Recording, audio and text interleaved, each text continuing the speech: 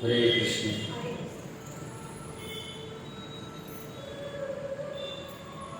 શ્રી રામ કથાના ચતુર્થ દિવસમાં ઉપસ્થિત આપ સૌ ભક્તોનું સ્વાગત.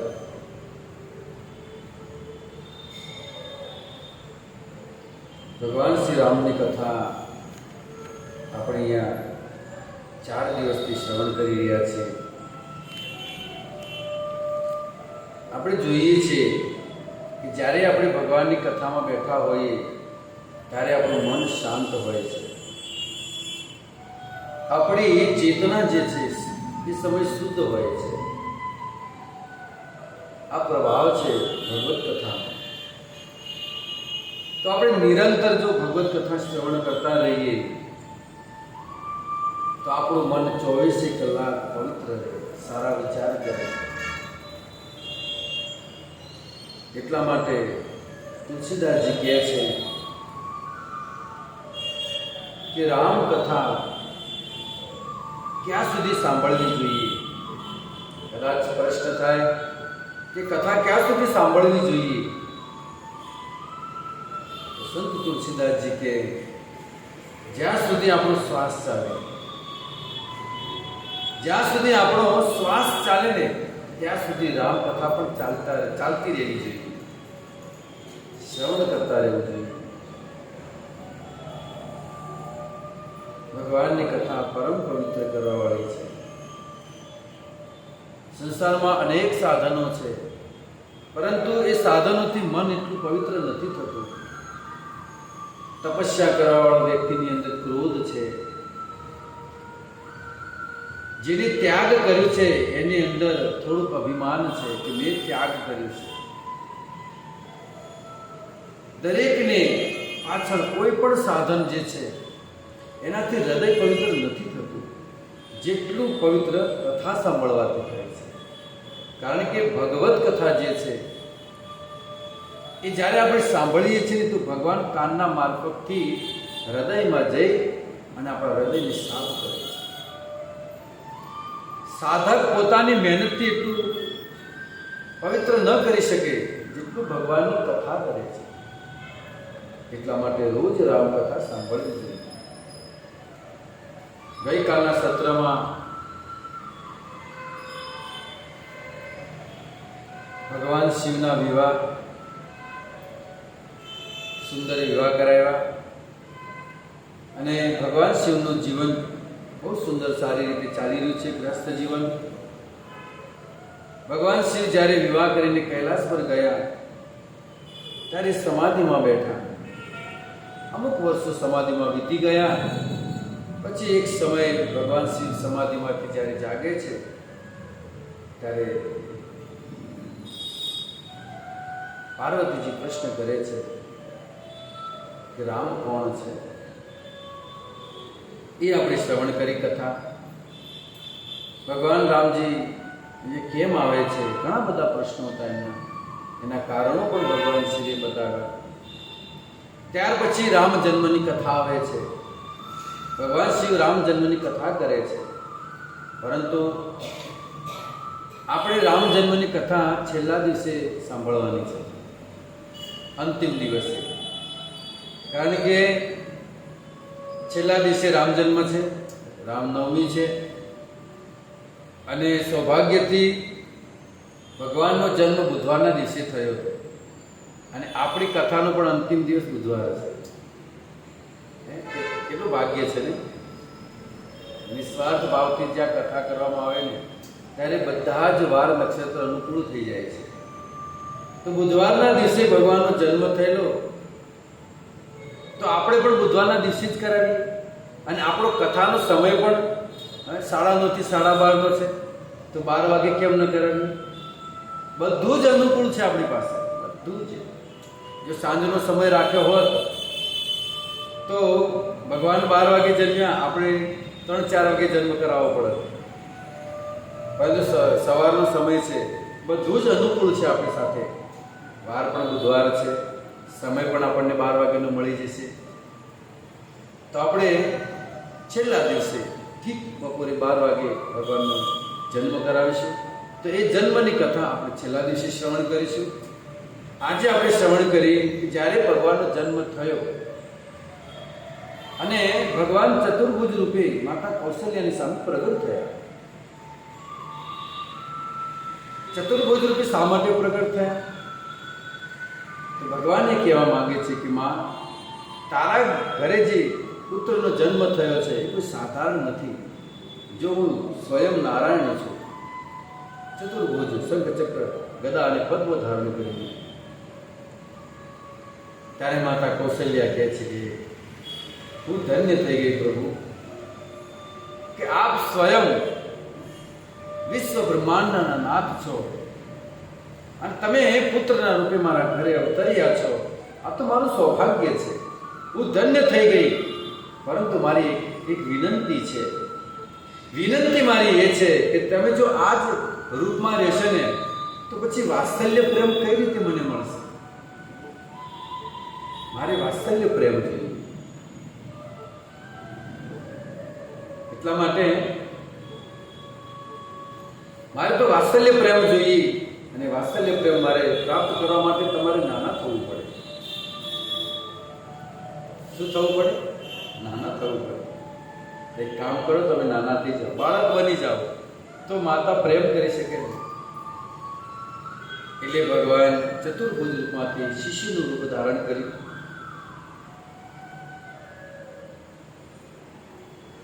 ભગવાનનો જ્યારે જન્મ થયો ને ત્યારે અનેક દેવી દેવતાઓ ભગવાનની સ્તુતિ કરવા માટે પધારેલા. સ્વયં ભગવાન શિવ પણ, આપણે જ્યારે છેલ્લા દિવસે કથા સાંભળીશું, ભગવાન શિવ, બ્રહ્માજી, ઇન્દ્ર આદિ દેવતાઓ ભગવાનની સ્તુતિ કરવા માટે પધારેલા.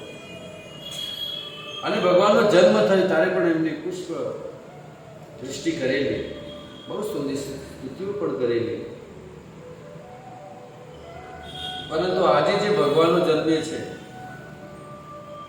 સંસારના જે ભગવાનો જન્મી રહ્યા છે આજકાલ, એમને પૂછો કે તમારો જન્મ થયો એટલે દેવતાઓ આવ્યા હતા?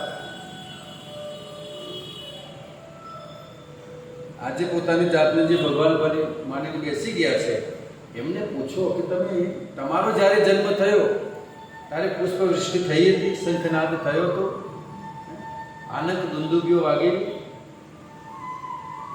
દેવતાઓ પધારેલા? કોઈ નહીં. બાજુવાળા નહોતા આવ્યા. અને આ એમના જન્મ થયેલા કાળા કૂતરા ભાવતા હતા કે કાળ મોઢો જન્મ્યો. અને સંસારને ગેરમાર્ગે દોરશે આવ્યા. એ જ થઈ રહ્યું છે ને. આજે રામ કૃષ્ણ ભગવાન શિવ આ ભગવાન છે, આ આપણા આરાધ્ય દેવો છે. જ્યારે એ લોકો આમને સાઈડમાં મૂકી અને પોતાને જ્યારે સ્થાપિત કરે છે ભગવત સ્વરૂપમાં કે અમે ભગવાન છીએ, ત્યારે એમને પૂછ્યું. ભગવાન શ્રી કૃષ્ણએ 7 દિવસ સુધી ગિરિરાજ ધારણ કર્યો. તમે એક પથ્થર તો ઉઠાવો ટચલી આંગળીમાં. પરંતુ આમાં દોષ એ લોકોનો બી નથી, દોષ સમાજનો છે. સમાજનો દોષ છે ને. ભગવાન બનાવ્યા પણ એમને સમાજ બનાવ્યા, સમાજ એમને પૂજવા લાગ્યો. તો પછી ભગવાન કેમ ન બને? તમારે પૂજવું છે તો. આખા સમાજને ભ્રષ્ટ કરી રહ્યા છે. પોતાને જેને માને છે એને ભગવાન બનાવે છે, રામ કૃષ્ણની સાઈડમાં મૂકે છે. કેવી દુષ્ટ સંસ્થાઓ ચાલી રહી છે. સાવધાન રહેવું જોઈએ. આવી જગ્યાએ ક્યારે ન જવું જોઈએ, નહીં તો નરકની ગતિ પ્રાપ્ત થશે. આપણને એમ લાગતું છે કે અમે સત્સંગમાં બેઠા છીએ. અરે નહીં, એ સત્સંગ તમને નરકને માર્ગે લઈ જશે. સત્સંગ એમાં કહેવાય, એને કહેવાય જેમાં સત હોય. જેમાં સત હોય એનો જો સંગ કરશો ને તો જ આપણે સારી ગતિને પ્રાપ્ત થશું. બાકી જેમાં રામ કૃષ્ણ ભગવાન શિવનું નામ નથી, એ જગ્યાએ ક્યારે ન બેસવું.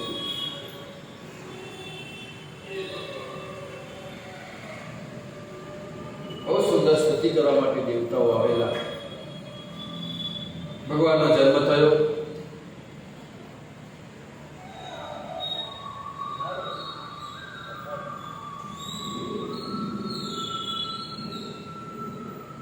એમને કે નીચે જતા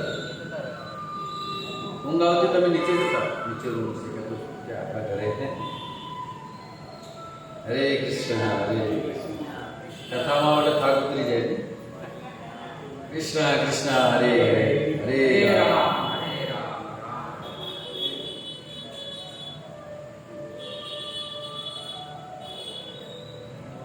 દશરથજી બ્રાહ્મણોને બોલાવીને સસ્તી વાચન કરાવ્યા.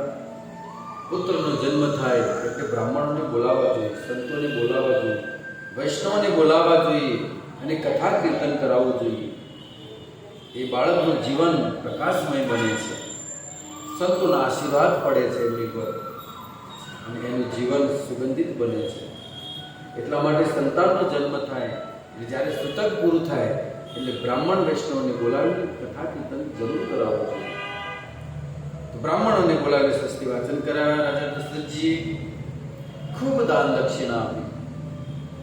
બધા જ બ્રાહ્મણો પ્રસન્ન થઈ ગયા અને બધા જ બ્રાહ્મણો ભરપેટ આશીર્વાદ આપ્યા. આપ સુખી થાઓ, આપણા સંતાનો નિરોગી રહે, આપણા સંતાનો તમારું નામ ઉજ્જવળ કરે, ધર્મની ધજા ફેલાવે. ખૂબ આશીર્વાદ બ્રાહ્મણોના આશીર્વાદ બહુ જરૂરી છે. તમે જો ભાગવતની અંદર એવા રાજા થયા જેમ કે બલિ મહારાજ, એમને બ્રાહ્મણને ભરપેટ ભોજન કરાવ્યું, ખૂબ દક્ષિણા આપી, તો બ્રાહ્મણના આશીર્વાદ મળ્યા એમને અને ઇન્દ્ર સામે યુદ્ધ કરીને ઇન્દ્રને હરાવી દીધા. બ્રાહ્મણોના આશીર્વાદ બહુ કામ કરે છે, વૈષ્ણવના આશીર્વાદ બહુ કામ કરે છે. પરંતુ એમાં જ પાછળ પડે છે સમાજ. બ્રાહ્મણના આશીર્વાદ લેવાનું બહુ પાછળ પડે છે. બ્રાહ્મણોને પહેલા ખૂબ આપતા અને એ જે આશીર્વાદ આપતા ને એની સામે ભગવાન હજારો ગણું પાછું આપતા. પરંતુ આજે તો એક એવી રીતિ ચાલે છે કે ભૂદેવ ઘરે આવ્યા હોય, જેમ કે સત્યનારાયણની કથા કરવા માટે બોલાવ્યા ઘરે, સત્યનારાયણની કથા પૂરી થઈ અને પછી છેલ્લે કહેશે કે લ્યો ભૂદેવ બ્રાહ્મણ દેવતા જ્યારે દક્ષિણા આપે ત્યારે આ ફૂલ નહીં તો ફૂલની શું આપીએ છીએ આપણે? ફૂલ નથી આપતા. ફૂલમાંથી એક પાંખડી તોડીને લો, સ્વીકાર કરી લો. ફૂલ લેતો ફૂલની પાંખડી. પછી બ્રાહ્મણો કે બ્રાહ્મણ આશીર્વાદનું ફૂલ કાઢે. તમે દક્ષિણાનું ફૂલ કાઢ્યું હતું, હવે એ આશીર્વાદનું ફૂલ કાઢીશું કે ખબર છે? લ્યો તાણે આશીર્વાદમાં ફૂલ નહીં તો ફૂલની. એ આખું ફૂલ શું કરવા આવે? આશીર્વાદનું ફૂલ આપે બ્રાહ્મણ, એ પાંખડી જ આપે. તમે પાંખડી પકડાય તો એ પાંખડી જ પકડાવે. લ્યો.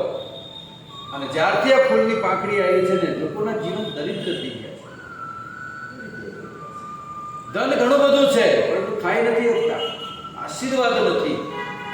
આશીર્વાદ જોઈએ સાહેબ. ભોગ કરવા માટે બ્રાહ્મણના આશીર્વાદ જરૂરી છે. નહીં તો ખાઈ ન હોગો તમે, ગમે તેટલું પડ્યું. ખૂબ બ્રાહ્મણોને દાન દક્ષિણા આપી. ચારેય બાળકો ધીરે ધીરે મોટા થઈ રહ્યા છે. ભગવાન શિવ અને કાક ભૂષણજીજી બી આવેલા દર્શન કરવા માટે.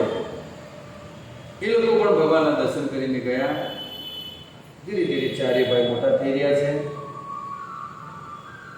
પછી વશિષ્ઠજીને બોલાવવામાં આવ્યા અને ચારેય ભાઈઓના નામકરણ સંસ્કાર કરવામાં આવ્યા. સૌ પ્રથમ ભગવાન શ્રી રામચંદ્રજીને વશિષ્ઠજીના હાથમાં આપવામાં આવ્યા. ચારે ભાઈના ક્રમસર. પહેલા સૌથી મોટા રામ, પછી ભરતજી, પછી લક્ષ્મણજી, પછી શત્રુઘ્નજી. ક્રમસર બધાને એક એક વશિષ્ઠજીના હાથમાં આપે છે. અને વશિષ્ઠજી એમનું લલાટ જોઈ, પુત્રોના લલાટ જોઈને નામકરણ કરે છે. લલાટ જોઈ ત્યારે ગુરુને ખબર પડી જાય કે આની અંદર કયા ગુણ છે. એટલે સૌથી પહેલા રામનું નામકરણ કરે છે. જો આનંદ સિંધુ સુખ રાશી, શિખર તે ત્રિલોક સુપાસી. જો આનંદ સિંધુ સુખ રાશી, શિખર તે ત્રિલોક સુપાસી.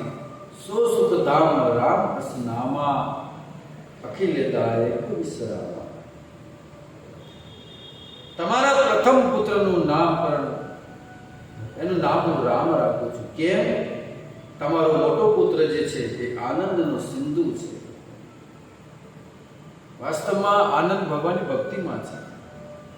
ભગવાનની અંદર આનંદ ભરપૂર છે. આનંદના સાગર છે. સિંધુ એટલે સાગર. પરંતુ આપણે શું કે આનંદ લેવા માટે ખાબોચિયામાં ડૂબકીઓ મારીએ છીએ. ખાબોચિયામાં પેલા દેડકા જેવું છે. કુવાનો દેડકો એને એમ લાગે કે મારા માટે આ સમુદ્ર છે. પણ જ્યારે એને કુવામાંથી કાઢી અને સમુદ્રમાં જ્યારે નાખવામાં આવે ત્યારે એને ખબર પડે કે ઓહો, આ દુનિયા આટલી મોટી છે. બાકી તો કુવાને જ દુનિયા માનતો હતો. તો આનંદના સિંધુ છે ભગવાન. પરમ આનંદ આપવાવાળા છે. અને પોતે એવી લીલાઓ કરી આ સંસારને સુખ આપશે, આનંદ આપશે. એટલા માટે એનું નામ હું રામ રાખું છું. બોલો સિયાવર રામચંદ્ર ભગવાન.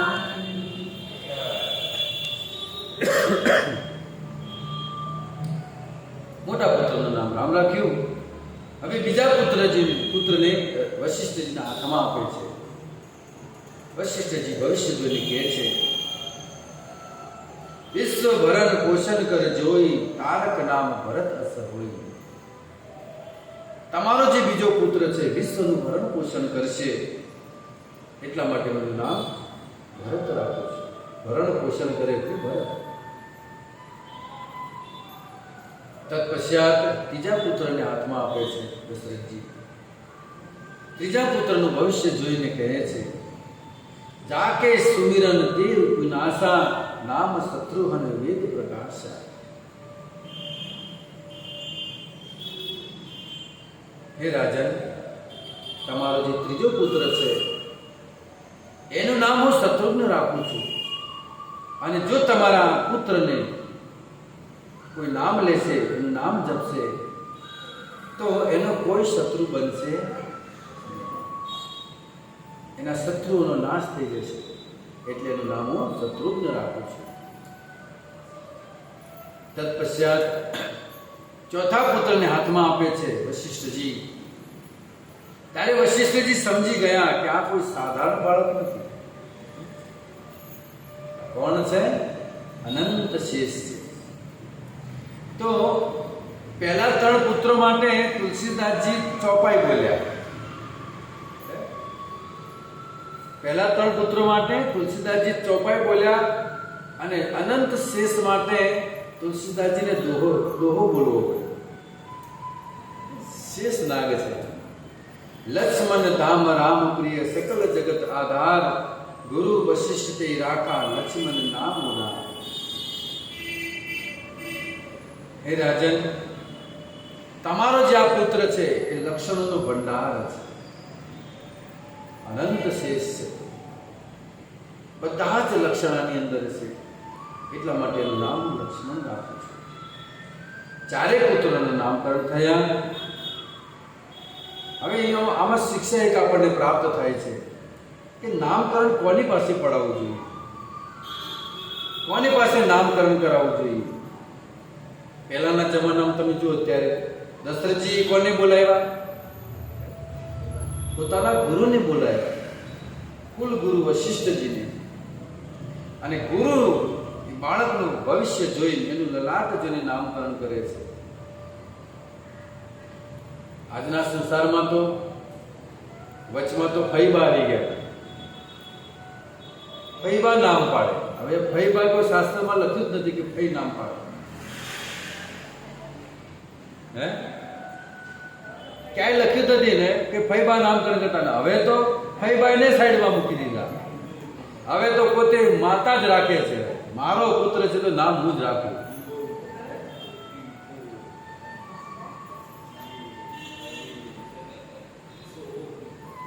ઓલા ધુંધલીએ નામ રાખ્યું હતું ને કે મારો પુત્ર છે તો હું ધુંધલી, મારો દૂધું કહે. અને નામ જેવા રાખે એવા ગુણ હોતા નથી પાછા.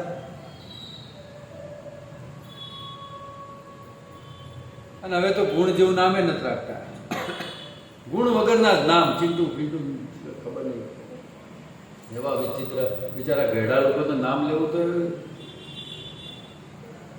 એવા નામકરણ કરે, કોઈ અર્થ જ નથી એનો. નામ એવું રાખજો તમારા પુત્રનું આધ્યાત્મિક સાથે જોડાયેલું હોય, ભગવાનના નામ સાથે જોડાયેલું હોય તો તમને એમ લાગશે કે અમે મારા પુત્રને આ નામથી પુકારીએ છીએ, પરંતુ એ સાથે તમારું ભજન થતું હશે એ તમને નહીં ખબર હોય.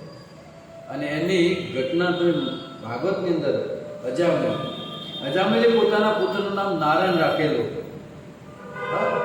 હવે એને ક્યાં ખબર કે નારાયણ કોણ છે? એને ખબર જ નહીં નારાયણ કોણ છે. પરંતુ એને એના પુત્રનું નામ નારાયણ ક્યાં ગયો, નારાયણ શું કરે છે, નારાયણ ખાધું કે નહીં, નારાયણ નારાયણ નારાયણ નારાયણ 24 કલાક નારાયણ કરતો હતો. અને અંત સમયે એને યમદૂતો લેવા આવ્યા ત્યારે બી એને પોતાના પુત્રને બોલાવ્યો હતો કે નારાયણ તો અહીંથી ભાગી જા, આ ભયંકર માણસો આવ્યા છે. તો જેવું નારાયણ બૂમ પાડે ને ભગવાનને 4-5 સદાવી ગયા અને અજામિલની રક્ષા થઈ ગઈ. તો એવું આપણે પણ આપણા પુત્રનું જો ભગવાનના નામથી નામ રાખશું ને તો ભલે આપણને ભગવાનની ભક્તિ નથી કરતા, પરંતુ આ નામથી ભક્તિ થઈ જશે. અને છેલ્લી ઘડી આપણે સારી પુત્રને યાદ કરશે ને નામથી તો ભગવાન લઈ લેશે. કારણ કે ભગવાન ભાવ નથી જોતા. તમે કયા ભાવથી લીધું ભગવાન એ નથી જોતા, બસ નામ લીધું છે ને એમનું.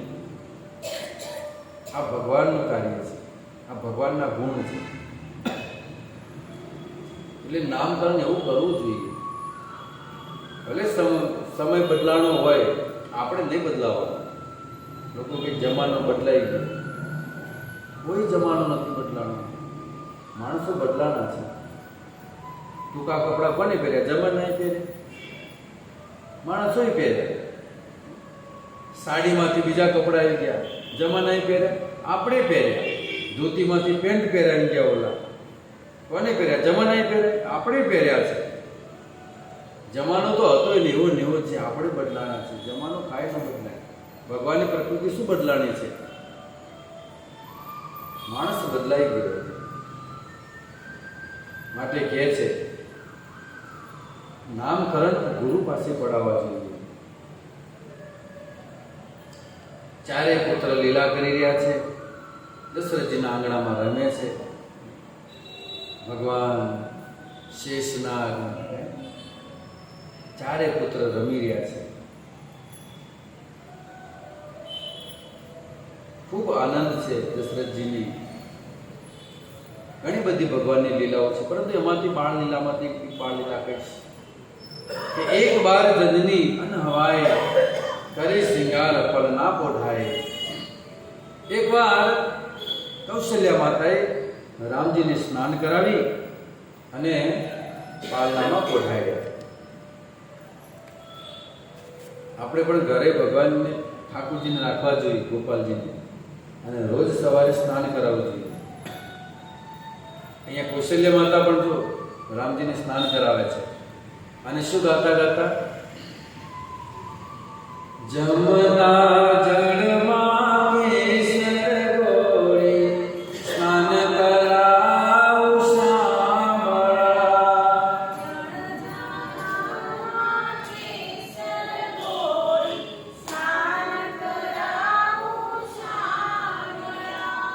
હલકે હાથે અંગો છોડી લાડ લડાવું શામળા.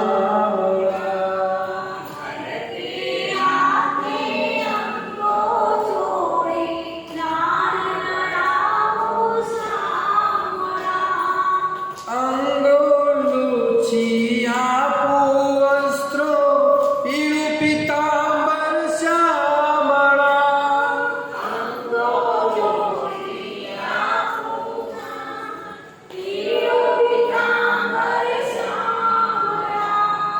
તિલ સુગંધી નાખી આપો વાંકડિયા તુજ વાળમાં.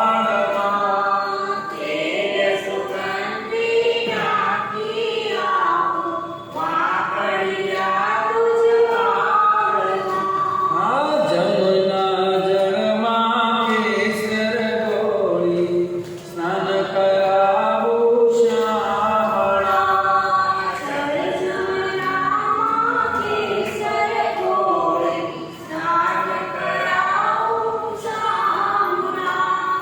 કુમકુમ કેરું તિલક લગાવો ત્રિકમ તારા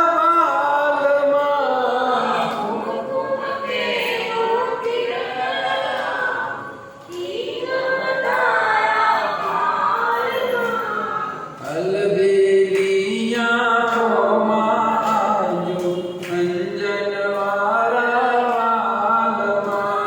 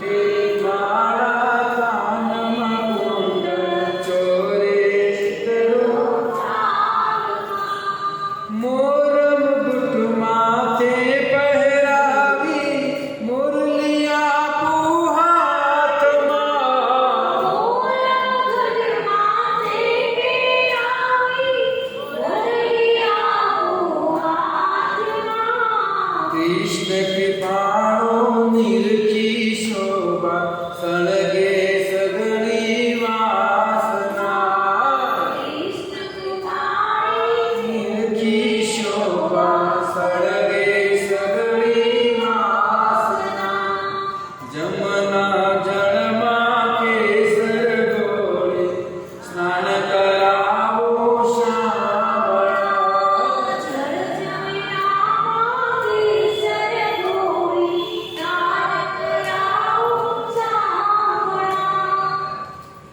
ભગવાન શ્રી રામચંદ્રજીને સ્નાન કરાવી રહ્યા છે.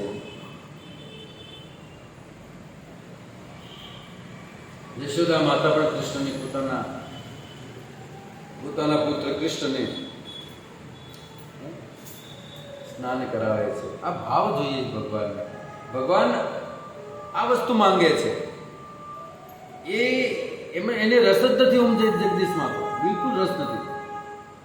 સવારમાં રોજ આપણે ઓમ જય જગદીશ હરે, ભગવાન એમને કંટાળો આવે છે. એમને તો વાલથી પ્રેમથી ખોળામાં લઈ અને ભગવાનને સ્નાન કરાવે, પછી સુંદર વસ્ત્રો પહેરાવે. ભગવાનને આ જરૂર છે. સંબંધ શું છે આપણો ભગવાન સાથે? અમારા સંબંધ ક્યાં છે? ભગવાન સંબંધને જોવે છે. તમે પૂજાની સામગ્રીમાં શું શું લાવ્યા છો એની કોઈ મતલબ નથી. એ તો એમ કે છે મને તો બ્રજના ગોવાળિયાની જે ગાળી છે ને એ ગાળીમાં મને રસ છે. જે ગાળ બોલે છે ને ગોવાળીઓ, મને એમ લાગે છે કે બ્રહ્માજી સ્તુતિ કરે છે મારી. બ્રહ્માજીની સ્તુતિ કરતા મને વ્રજની ગાળી મને બહુ પ્રિય લાગે છે. અમારા ચૈતન્ય મહાપ્રભુ કહે છે, માતા યદિ પુત્ર ભાવે કરે ને તાડન, અતિહીન જ્ઞાની કરી લાલન પાલન. પહેલા મને થપકો આપે, પછી મને વાલ કરે, મને જમાડે. મારે આ ભગવાન એટલા માટે અવતાર લે છે, પ્રેમ કરે. કારણ કે હવે વૈકુંઠમાં તો ક્યાં માતા પિતા છે, એટલે આ રસનું આસ્વાદન કરવા માટે પુત્ર રૂપે આવે છે. આજે પણ ભગવાનને અવતાર લેવો છે, આજે પણ કોઈ કૌશલ્ય તો હોય, કોઈ જશોદા તો હોવી જોઈએ ને. એ તો મારો રામ અને મારો કૃષ્ણ આજે પણ ઊભો છે લાઈનમાં, જોવે છે. કોઈ યશોદા, કોઈ કૌશલ્ય, પરંતુ આજે ભગવાનમાં કોઈને કોઈ ઇન્ટરેસ્ટ નથી. પોતાના બસ પુત્રોમાં પ્રેમ છે. આગળ જતા એ જ પુત્રો આ વૃદ્ધાશ્રમમાં મૂકી આવે છે. છતાંય પણ પોતાના પુત્રો પ્રત્યે બહુ પ્રેમ છે. આપણું છોકરું ખભા પર પીપી કરી જાય તો ગંગાજીની ધાર, અને એ જ જગ્યાએ બીજાનું છોકરું હોય તો બગાડ્યા કપડા. કેમ? પેલું આપણું નથી, પેલું આપણો છે. ઘરમાં બનાવ્યા ભજીયા બનાવ્યા અને બાજુવાળાનું છોકરું આવે તો શું કે ખબર? જય જતા ભાઈ બોલાવે છે, જા કે જાતા ઘેર મમ્મી બોલાવે જા. પેલું છોકરું બિચારું ઘરે જાય, ઘરે જઈને મમ્મીને પૂછે તે મને બોલાવ્યો? એટલે મમ્મી કે ના મેં તો નથી બોલાવ્યો. છોકરું વળી પાછો આવે, મા મમ્મી ક્યાં બોલાવ્યો? ખોટું બોલવા કે એને કેમ કાઢતા હતા? એ આપણો નથી, એ પારકો છે, બીજાનો છે. આપણા છોકરા પ્રત્યે તો બસ એવી રીતે પોતાના પુત્રને જેમ પ્રેમ કરો છો ને એવો જ વાલ કૃષ્ણને કરો. કૃષ્ણને પોતાના પુત્ર માનો. એટલે તો ભગવાન ઠાકોરજી સ્વયં ગોપાલજીના રૂપમાં આવે છે. એ ચાહે છે કે મને પ્રેમ કરો. પરંતુ જેના સાથે, હું ફરીથી કહું છું, જેના સાથે વાસ્તવિક સંબંધ છે उसके साथ हमारा कोई संबंध नहीं. और जो बिछड़ने वाले हैं सब लोग, उनसे हम संबंध बनाए बैठे हैं. बहुत सुंदर तुलसीदास जी बात करे छे, भगवान प्रेम से प्रकट होई में जाना. प्रेम की भगवान प्रकट થઈ જાય છે. તો કૌશલ્યાજી રામચંદ્રજીને સુંદર સ્નાન કરાવી, સુંદર આભૂષણો પહેરાવી, વસ્ત્ર પહેરાવી અને પાલનામાં સુવાડ્યા છે. રામચંદ્રજી સૂઈ રહ્યા છે. એ દ્રશ્ય કેવું હશે?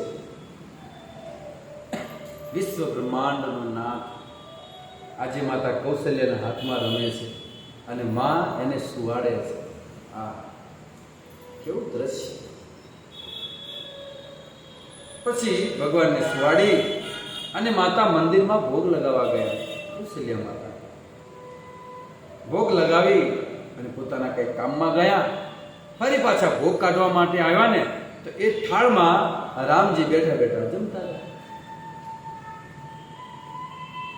ઠાકોરજીને ભોગ લગાવ્યો, બીજા કામમાં જે ગયા પાછા આવીને જોયું તો રામજી બેઠા બેઠા જમતા હતા. તો માતા આને તો અમે ગોળિયામાં સુવાડે હતા, અહીંયા પોક્યો કઈ રીતે? તો પારણામ જોવામાં ગયા, જોવા માટે પારણામાં ત્યાં હુતા હતા, ઘોડિયામાં હુતા હતા, અને આ બાજુ બેઠા બેઠા જમે છે. 2 રૂપિયા. કૌશલ્યા માતા મૂર્છિત થઈ જાય કે આ ભગવાનને કહેવા માંગે છે કે માં, તું જેને ભોગ લગાવે છે ને એ હું જ છું. કૃષ્ણ લીલામાં એવું જ છે ને. યશોદા મૈયા જ્યારે દહીં મથતા હતા ત્યારે કૃષ્ણ ખોળામાં હતા અને સ્તનપાન કરતા હતા, અને અચાનક યશોદા મૈયાને યાદ આવ્યું કે ઓલું દૂધ બી ચૂલા પર મૂકેલું છે, અને જો દૂધ બળી જશે તો મારો લાલો શું પીશે? તો કૃષ્ણને બાજુમાં મૂકીને યશોદા મૈયા દોડ્યા. કૃષ્ણને આવ્યો ગુસ્સો કે હું મોટા મોટા યોગીઓ, ધ્યાનીઓ, તપસ્વીઓના ધ્યાનમાં તપમાં હું નથી આવતો, અને આજે ના ખોળામાં રહું છું, મને સાઈડમાં મૂકી દીધું. ભગવાને કહેવા માંગે છે માને કે માં, આ તો જે બી કાર્ય કરે છે ને એનો સાર હું છું. હાથ પકડી લીધો માનો, તારે કાંઈ કરવાની જરૂર નથી. આટલો પ્રેમ કરે છે, પરંતુ સામે આપણો ક્યાં પ્રેમ છે? એક વાર ફરીથી કહું છું કે ભગવાનને પ્રેમ કરજો. આ સંસારમાં જો કોઈને પ્રેમ કરવા કોઈ હોય ને તો ભગવાન છે, અન્ય કોઈ નહીં. બાકી બીજા બધા સાથે સ્વાર્થના તાંતણા બંધાયેલા છે. સ્વાર્થ છે દરેક વ્યક્તિ સાથે. તમે કોઈની પાછળ ચાલી રહ્યા છો તો કંઈક સ્વાર્થ છે. પુત્રોમાં પણ સ્વાર્થ છે કે અમારું ઘર પણ સાચવશે. બધામાં સ્વાર્થ છે, પણ એક હરિમાં કોઈ સ્વાર્થ નથી. એ વગર સ્વાર્થે કામ કરે છે. એટલા માટે કૌશલ્યાજી જોયું તો બંને બાજુ ભગવાન પારણામાં પણ સૂતા છે અને ભોજન પણ કરી રહ્યા છે. ત્યારે ભગવાને વિરાટ રૂપના દર્શન કરાવીને કીધું, માં સાધારણ નથી, ખરું બ્રહ્માંડનો નાથ. આ સંસાર આખું ભગવાનની અંદર છે. આખું બ્રહ્માંડ ભગવાનની અંદર છે. આપણે સમજવું જોઈએ. ત્યાર પછી હવે 5 વર્ષના થઈ ગયા. એટલા માટે હવે દશરથજી વિચાર કર્યો અને સ્કૂલમાં દાખલો કરાવ્યો ભણવા માટે. કારણ કે હવે શિક્ષાનો સમય થઈ ગયો છે, એટલે સમયસર ભણવાનું શરૂ કરી લે. તો 4 જણના સર મુંડન કરાવ્યા. સર મુંડન કરાવ્યા. આ બી એક સંસ્કાર છે. 16 સંસ્કારમાં આ પણ સંસ્કાર છે. મુંડન કરાવી અને શરીર પર જનોઈ ધારણ કરાવી, સુંદર વસ્ત્રો પહેરાવી અને 4 જણને ભણવા માટે મૂકે છે. ભય કુમાર જબહિ સબ ભ્રાતા, દીન જને ગુરુ પિતુ માતા, ગુરુ ગૃહે ગયે પઠન રઘુરાય, અલ્પ કાલ વિદ્યા સબ આઈ. ભગવાન ભણવા ગયા તો અલ્પ કાળ એટલે થોડાક સમયમાં ભગવાન બધું શીખી ગયા. ભગવાનને કઈ ભણવાની જરૂર નથી. ભગવાનને કઈ ભણવાની જરૂર નથી. તમે જો ભાગવતમાં શું લખ્યું છે શ્લોકમાં કે વેદ પ્રણહિતો ધર્મ, વેદ પ્રણહિતો ધર્મ અને વેદો નારાયણ સાક્ષાત. ભગવાન જે કે વેદ અને વેદ સુધી સાક્ષાત નારાયણ છે. તો ભગવાનને ભણવાની કોઈ જરૂર નથી. તુલસીદાસજી કહે છે, સોહરી પઠત ય કૌતુક ભારી, જાહે સહજ સાસ સુચિચારી, સોહરી પઠ ય કૌતુક ભારી. આ રામ ભણવા જાય છે એ કૌતુક લાગે છે કે રામ ભણવા જાય છે, એને ભણવાની શું જરૂર છે? જેના શ્વાસમાંથી વેદોની ધ્વનિ નીકળે છે અને એ ભગવાન ભણવા માટે જાય છે તો કૌતુક લાગે છે. પરંતુ ભગવાન પોતે આચરણ કરીને બતાવે છે કે ભલે હું ભગવાન છું. આ જેટલું જ્ઞાન છે મારા અંદરથી જ પ્રગટ થાય છે, છતાં પણ જ્યારે હું મનુષ્ય લીલા કરવા માટે આવું છું ને તો હું પોતે પણ ભણવા જાઉં છું, પોતે પણ ગુરુકુળમાં જાઉં છું. તો ભગવાન પણ ભણવા માટે જાય છે. બાકી ભૂમિ રાખો નલો વાયો ખમ મનો બુદ્ધિ એ વચન. સંસાર આખું ભગવાનમાંથી પ્રગટ થયું છે. ગીતામાં પણ ભગવાને કીધું છે કે છે વેદા અહમ સંતિતાની, વેદા અહમ સંતિતાની વર્તમાનાની ચ અર્જુન ભવિષ્યાની ચ ભૂતાની માતુ વેદની કશ્ચન. હે અર્જુન, હું દરેક જીવ, આ સંસારમાં જેટલા પણ જીવો છે, કીડીથી લઈને બ્રહ્મા સુધી, આ બધા જ જીવોનું ભૂત ભવિષ્ય ને વર્તમાન હું જાણું છું. આ ભગવાન કહે છે દરેક જીવનું ભૂત ભવિષ્ય વર્તમાન હું જાણું છું. પણ દુર્ભાગ્યની વાત એ છે કે આ બધા જ સંસારના જીવો ભેગા થઈ મને એકને નથી જાણ્યા. આ દુર્ભાગ્યની વાત છે. ભગવાન એક બધાને જાણે છે, પરંતુ આ સંસારના બધા ભેગા થઈને એક ભગવાનને નથી જાણી શકતા. જન્મ કર્મ ચમે દિવ્યમ એવમ વ્યવયતિ તત્વત તત્વા દેહ પુનર્જન્મ નીતિ મામેતિ સો અર્જુન. હે અર્જુન, જો કોઈ વ્યક્તિ એકવાર મારા જન્મને કર્મને જો સમજી લે ને તો ફરીથી એનો પુનર્જન્મ થતો નથી. યદ ગત્વા ન નિવર્તન્તે તબ ધામ પરમમ. એ મારા જન્મ અને કર્મને એકવાર જાણી લે તો એ જીવનો પુનર્જન્મ થતો નથી. ક્યાં જાય છે? તો મારા ધામમાં રહે છે. અને એકવાર જે જીવ મારા ધામમાં આવી ગયો, યદ ગત્વા ન નિવર્તન, ફરી પાછો આવતો જ નથી મૃત્યુલોકમાં. આ સિદ્ધાંતની વાત છે. આપણે રામાયણની અંદર આ શીખવાનું છે. બાકી મેં કીધું રામલીલા બધા જાણે છે. કોરોનામાં કેટલી વખત બતાવી? 2 વાર બતાવી હતી રામાયણ. કોરોનામાં 2 મહિના એ જ કર્યું હતું રામ. તો રામલીલા પણ નથી જાણતું, બધા જ જાણે છે કે શું થયું હતું. પરંતુ સિદ્ધાંત ક્યાં બતાવવામાં આવે છે? એ સિદ્ધાંત આપણે કથામાં સમજી શકાય. એટલે ભગવાન રામ બધું જાણે છે, છતાં પણ ભણવા માટે જઈ રહ્યા છે. એટલે ક્યારેય એવી ન સમજવું જોઈએ કે ભગવાન જો એમને ભણવાની જરૂર પડે છે, એ વાત નથી. આપણ આચરેથી પ્રભુ જીવેરી શીખાય, પોતે આચરણ કરી અને સંસારના જીવોને ઉપદેશ આપે છે. એટલા માટે તો રામના ચરિત્રમાંથી રામે જે કર્યું એ કરવાનું છે અને કૃષ્ણે જે કીધું એ કરવાનું છે. મર્યાદા પુરુષોત્તમ રામ પોતાના આચરણથી બતાવે છે કે જીવનમાં ગુરુ તો હોવા જોઈએ. હું પોતે ગુરુ કરું છું. જ્યારે મનુષ્યના લીલામાં આવું છું ત્યારે તો આપણે બધાએ પણ ગુરુ તો જીવનમાં હોવા જોઈએ. કારણ કે ગુરુ આપણને માર્ગ બતાવે છે. શ્રીમદ ભાગવતની અંદર કહે છે નિર્દેહમ આધ્યમ સુલભમ સુદુર્લભમ પ્લવમ સુકલ્પમ ગુરુ કર્ણ ધારણમ. મનુષ્યનો જ્યારે અવતાર મળે ને એટલે ગુરુ ધારણ કરી લેવા જોઈએ. સતગુરુને ધારણ કરી.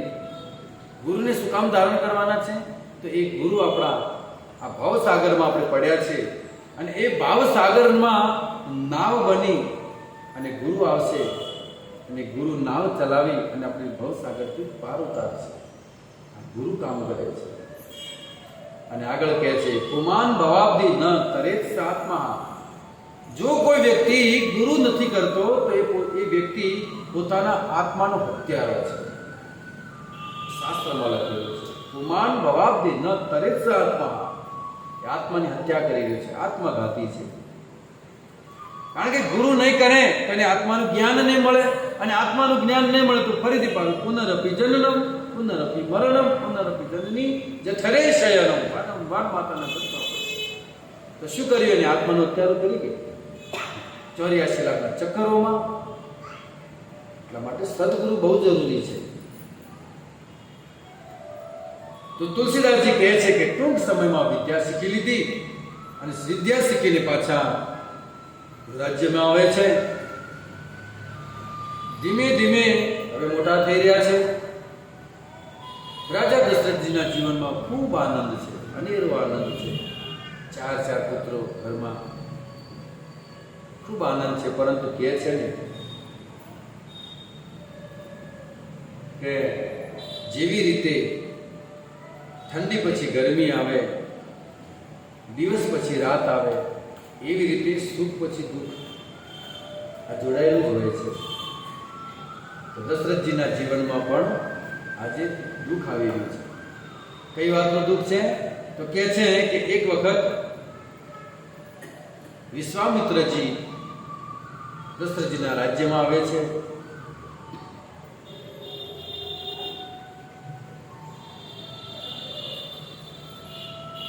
વિશ્વામિત્રજી રાજ્યમાં આવે છે અને દશરથજી બહુ સુંદર આદર સત્કાર કરી એનું પૂજન કરી અને છેલ્લે પૂછે છે કે પ્રભુ, તમારું અહીં આવવાનું કોઈ કારણ? ત્યારે વિશ્વામિત્રજી કહે છે, અસુર સમો સતાવય મોહી મે જાચક આવ નૃપતોહી. હે રાજન,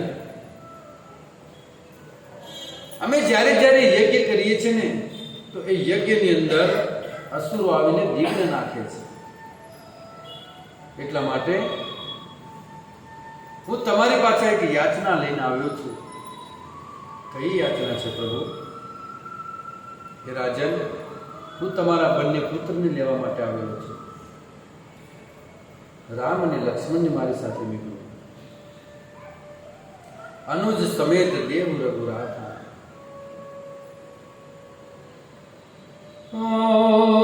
અનુજ સમેત દેવ રઘુનાથા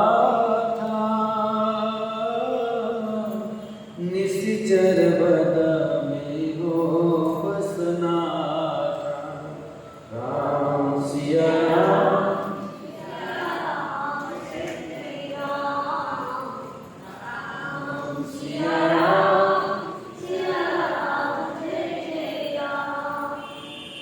અસુરો સતાવે છે, યજ્ઞ નથી કરવા દેતા. એટલા માટે અનુજ સમેત દેવ રઘુનાથા. એકલા રામ નહીં, અનુજ લક્ષ્મણને પણ સાથે લીધું. યજ્ઞની રક્ષા કરવા માટે દશરથજી ભાંગી પડ્યા.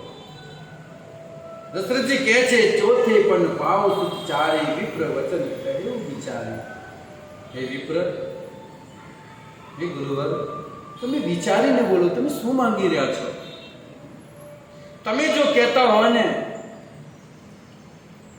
તો આ રાજ્ય તમને આપી દો. તમે કહેતા હોય તો લાખો ગાયો દાનમાં આપી દો, આખી પૃથ્વી દાનમાં આપી દો. અરે એનાથી વધીને ચતુર્ભુજ સેના જોઈતી હોય તો એ પણ આપી દો. અરે ગુરુવર, હું સ્વયં તમારી સાથે આવું, પોતે તમારી સાથે આવી તમારા યજ્ઞની રક્ષા કરું. પરંતુ તમે મારા બંને પુત્રને ન માંગો, રામને ન માંગો. રામ તો મારા પ્રાણ છે. રામ તો મારા પ્રાણ છે. દશરથજીએ જીવન મરણ ફલ દશરથ પાવા. દશરથજી જીવ્યા ને ત્યાં સુધી રામ રામ, અને જ્યારે શરીર છોડતા હતા ને ત્યારે રામ. બીજું કઈ ઉચ્ચારણ કર્યું નથી. जिए तो भी राम राम करके, अंत समय में जब शरीर छोड़े तो भी राम राम. આપણું પણ શરીર છૂટશે, એક ઘડી રામ આવે મુખ પર, એવો પ્રયાસ કરજો, એવું ભજન કરજો કે અંત ઘડીમાં રામ નામ યાદ આવે. તમે જુઓ, વિશ્વ પિતામાં ભીષ્મ કેવું ભજન છે એમનું. આપણને મહાભારતમાં તો દેખાતું નથી કે પિતામાં ભજન કરતા હોય, પરંતુ 12 મહાજન્મ એમનું નામ છે. 12 મહાજન્મ, જે ભગવાનને અમુક સ્તર સુધી જાણે છે, એમાં ભીષ્મ પિતામાનું નામ છે. અને જ્યારે પિતામાં ભીષ્મ શરીર છોડતા હતા ને, એ વખતે ભગવાન એમનું મૃત્યુ સવારવા માટે એમની નજર સમક્ષ આવીને ઉભા રહી ગયા. પિતામાં કહે છે, સદેવ દેવો ભગવાન પ્રતિષ્યતા કલેવરમ યાદિદમ વિદોમહમ પ્રસન્ના સારુણલોચનો લસન મુખાંબુજોદ્યાનપતસ ચતુર્ભુજઃ. હે પ્રભુ, હું મારા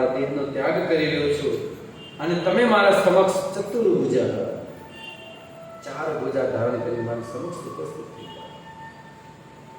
અને ભગવાન તમે જો છેલ્લી ઘડી કૃષ્ણ યુધિષ્ઠિરને બધા જ પાંડવોને લઈ અને પિતામાં ભીષ્મનું મૃત્યુ સવારવા માટે આજે આવીને ઉભા છે. ભગવાન પણ પ્રણામ કરે છે કે આવા સંતો આવા ભક્તો ક્યારેક જન્મ લે છે. પુરુવંશનો સૂર્ય છે પિતામાં ભીષ્મ. તો અંત સમય ભગવાન આપણને યાદ આવે, આપણું મન ભગવાનનું સ્મરણ કરે. સમય મારો સાદર જેવા કરો તો કાલા, સમય મારો સાથી જેવા કરો તો કાલા, સમય મારો સાદર જેવા કરો તો કાલા, સમય મારો સાથી જેવા કરો તો કાલા, અંત સમય આવશે ત્યારે નહીં રહે દે અનુભવ. અંત સમય જ્યારે આવશે નહીં રહે દેહ. એ સમય મને તુલસી દેજો, દેજો યમુના જો. સમય મારો સાદર જેવા કરો તો કાલા. સમય મારો સાથી જેવા કરો તો કાલા. ભગવાનને એ જ પ્રાર્થના કરવાની છે, હે પ્રભુ અંત સમયમાં તમે યાદ આવો. બસ મને આ સંસાર યાદ ન આવે, મારો પુત્ર પરિવાર, મારો સમાજ, આ મને કોઈ યાદ ના આવવું, મારે ધન સંપત્તિ નહીં. હે ગોવિંદ, હે માધવ, હે મુરારી, હે મધુસૂદન, બાપ અંત સમયે તમારું સ્મરણ થાય. કારણ કે અંત સમયમાં બીજા કોઈ અંગો કામ નથી કરતા, એક પણ અંગ નહીં. શરીર પણ શિથિલ થઈ જાય છે, જડ થઈ જાય છે શરીર. એ સમય એક જ વસ્તુ કામ કરતી હોય છે અને એ છે આપણું મન. એટલા માટે એક ભજનમાં કહે છે, ચલી જા રહી હૈ ઉમર ધીરે ધીરે, ચલી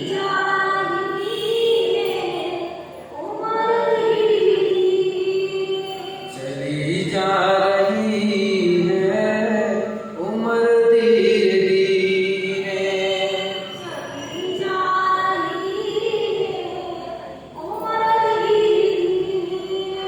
पल पल युवा पहर धीरे धीरे, पल पल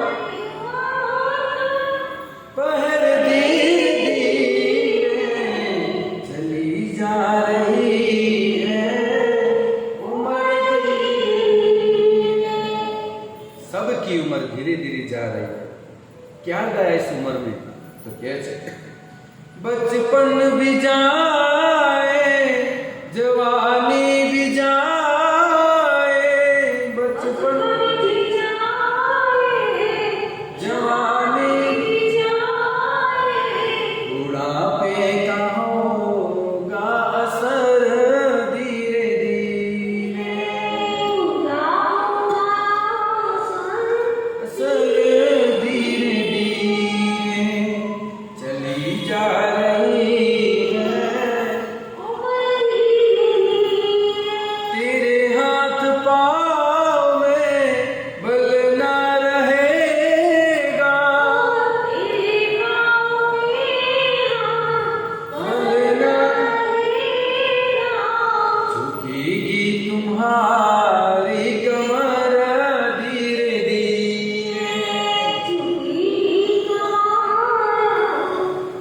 कमर धीरे. પછી કહે છે શિથિલ અંગ હો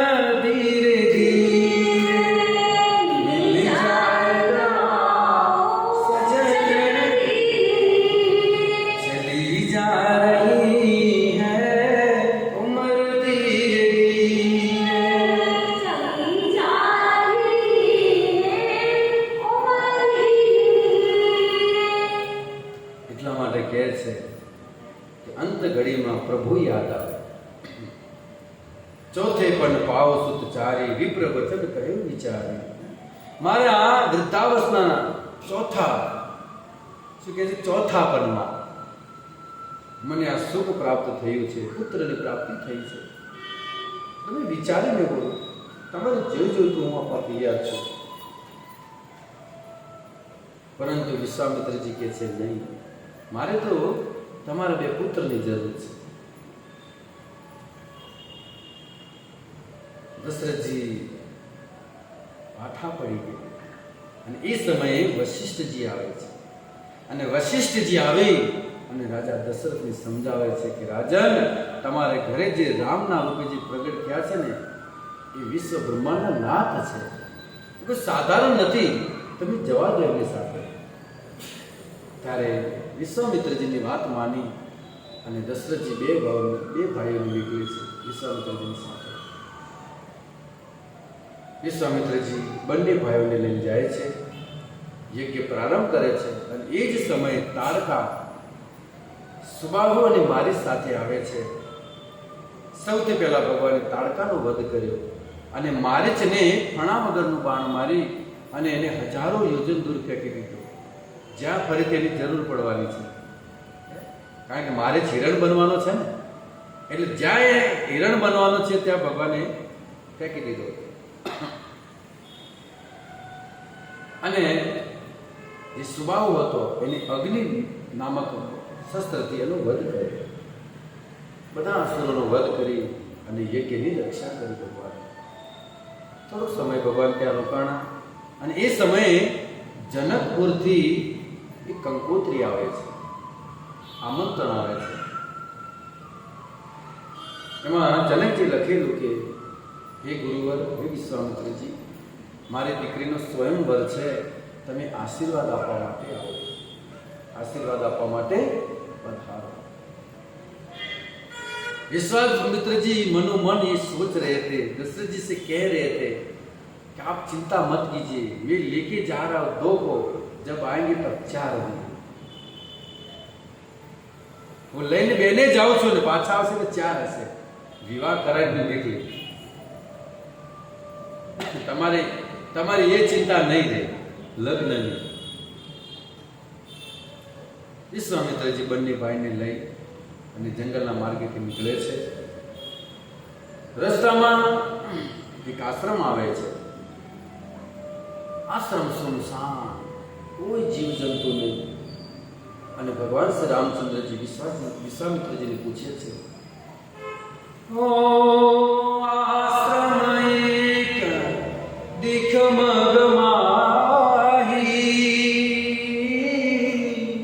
ખગ મૃગ જીવ જંતુ તરનાહી.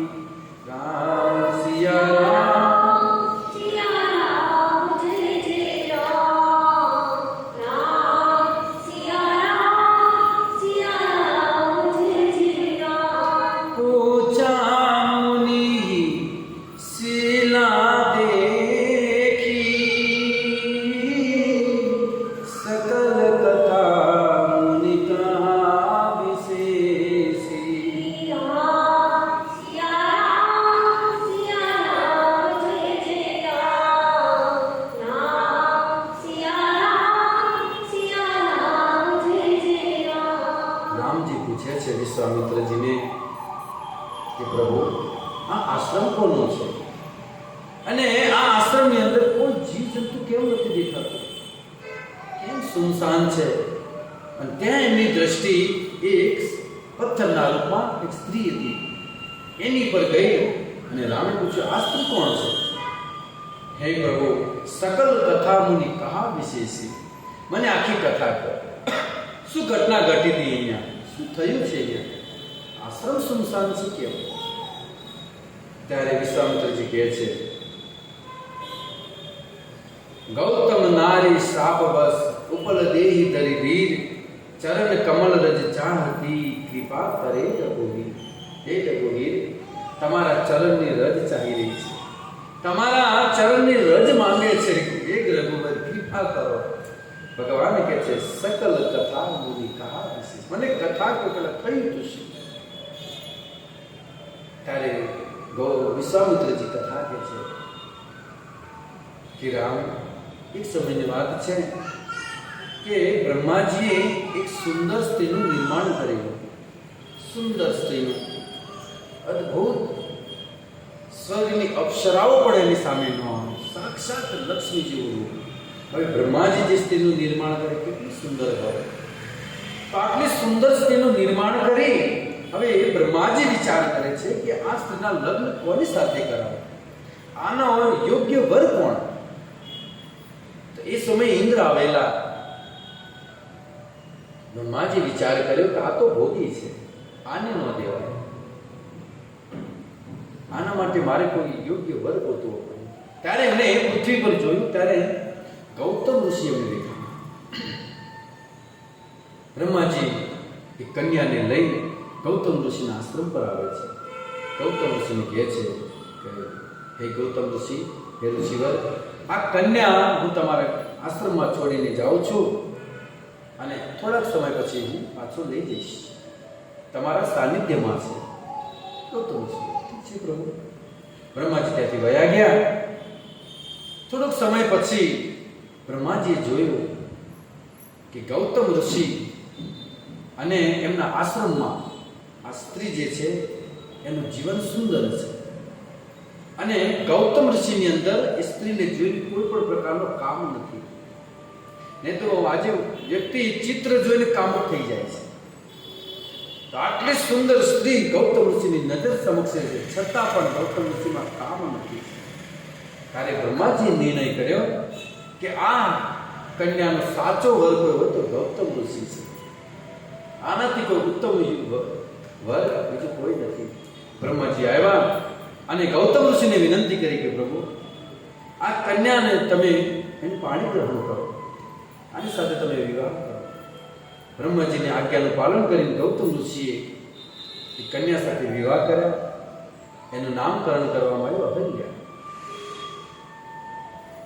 સુંદર જીવન ચરિત્ર ચાલી રહ્યું છે. પરંતુ ઇન્દ્ર જે હતા, ઇન્દ્રની દ્રષ્ટિમાં અહલ્યા પછી ગયેલા કે ગમે તે થાય પરંતુ આના સાથે મારે ભોગ તો જરૂર કરવો છે. એ અવસર ગોતતા હતા ઇન્દ્ર. એક સમયની વાત છે કે બ્રહ્મ મુહૂર્તથી 1.5 કલાક પહેલા ઇન્દ્ર આવ્યા, કુકડાનું રૂપ લઈ અને કુકડાના અવાજમાં બોલ્યા. ગૌતમ ઋષિને લાગ્યું કે બ્રહ્મ મુહૂર્ત થઈ ગયું છે, હવે ભજનનો સમય થઈ ગયો છે. ગૌતમ ઋષિ ઉઠીને સ્નાન કરવા માટે ગયા નદીમાં. સ્નાન કરતી વખતે એમને જોયું કે બ્રહ્મ મુહૂર્તનો સમય નથી. કારણ કે આપણે જે સમય રોજ ઉઠતા હોય ને એનાથી થોડાક વહેલા ઉઠી જાય તો આપણને થોડો સંશય તો થાય, કારણ કે એ સમય ઘડિયાળો તો હતી નહીં. સાધુ સંતો હતા. તમે જુઓ, પહેલાના વડીલો સૂર્ય કઈ દિશામાં છે એ જોઈને સમય નક્કી કરતા કે આટલા વાગેલા હોવા જોઈએ. બસ એકવાર અમે નદીમાં ગાયો ભેંસો ચારવા માટે જતા. હું પોતે ગયેલો છું, આપણે કોણોદરની નદીમાં જ પાછા બીજે ક્યાંય. તો એક લાકડું ઊભું કરેલું અને ખાંચા પાડી દીધેલા, થોડા થોડા ખાડા. હવે એ પડછાયો આટલા ઉપર આવે તો સમજી લેવું આટલા વાગ્યા છે. આવી એ વખતના લોકોએ કરી દઈ. વધારે સમયની વાત નથી, થોડાક સમયની પહેલાની વાત છે. તો એના ઉપર લોકો ચાલતા સૂર્ય કઈ દિશામાં છે. તો ગૌતમજીને લાગ્યું કે બ્રહ્મ મુહૂર્તનો સમય નથી. આ હું રોજ સ્નાન કરવા માટે આવું છું, કંઈક ભૂલ થઈ છે, કુકડાથી કંઈક મિસ્ટેક થઈ છે. કુકડો વહેલો બોલી ગયો. ગૌતમ ઋષિ તરત પાછા ફર્યા તો એમને આવીને જોયું તો પોતાની કુટિયામાંથી પોતાના જ સ્વરૂપવાળો કોઈ વ્યક્તિ બહાર નીકળી ગયો છે. ગૌતમ ઋષિ આશ્ચર્યચકિત થઈ ગયો કે આ કોણ છે? પરંતુ તપસ્વી ઋષિ હતા તો ઓળખી ગયા કે આ ઇન્દ્ર છે. અંદર જઈ અને અહલ્યાને પૂછવા લાગ્યા, કોણ હતું એ? અહલ્યા સ્તબ્ધ થઈ. કોણ હતું એટલે? તમે તો હતા. ગૌતમજી કહે છે હું હમણાં જ આવું છું સ્નાન કરીને. આ કોણ હતું બોલ? તારે અહલ્યા કઈ બોલી જ ન હતી. તારે ગૌતમજી કહે છે, કેમ આમ પથ્થરની જેમ બેઠી છે? ઉત્તર આપ, કોણ હતું એ? કઈ રીતે બોલી શકે? પથ્થરની જેમ બેસી રહી. ગૌતમ ઋષિ શ્રાપ આપ્યો કે પથ્થરની જેમ બેઠી છે, ઉત્તર નથી આપતી. જ્યાં તને શ્રાપ આપો છું કે પથ્થર બની જાય. શ્રાપ આપી દીધો. હવે આમાં એક બીજી રહસ્ય સંતો કાઢે છે. ક્યારે પણ સ્ત્રીની સંમતિ વગર પર પુરુષને સ્પર્શ ન કરી શકે. દરેક અહીંયા માતાઓનું પ્રમાણ વધારે છે. જ્યાં સુધી સ્ત્રીની સંમતિ ન હોય ને ત્યાં સુધી પર પુરુષ સ્ત્રીનો સ્પર્શ ન કરી શકે. સાહેબ,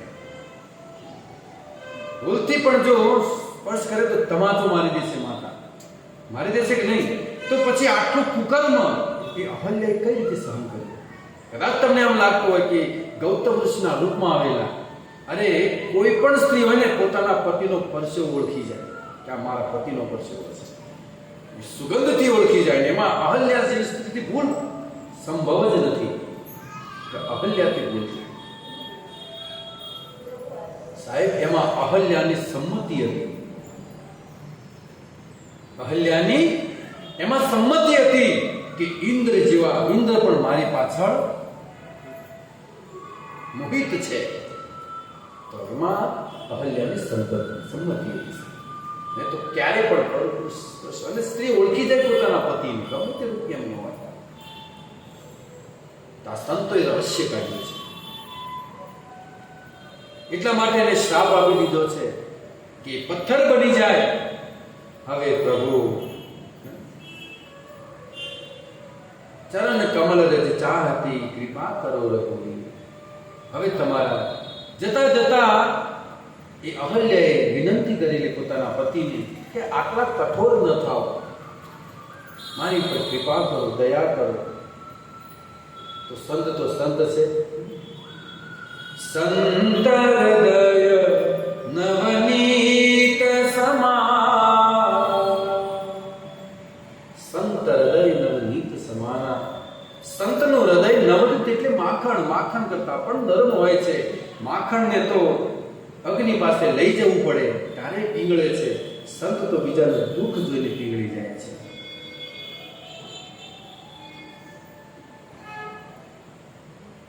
એટલે ગૌડીય ભજન બુકની અંદર એક સુંદર ભજન છે. એ મારા કરુણા કરો વૈષ્ણવ ગોસાઈ,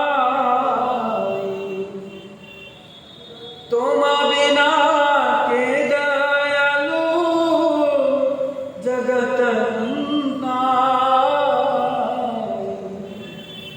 એ મારા કરુણા કરો વૈષ્ણવ ગોસાઈ,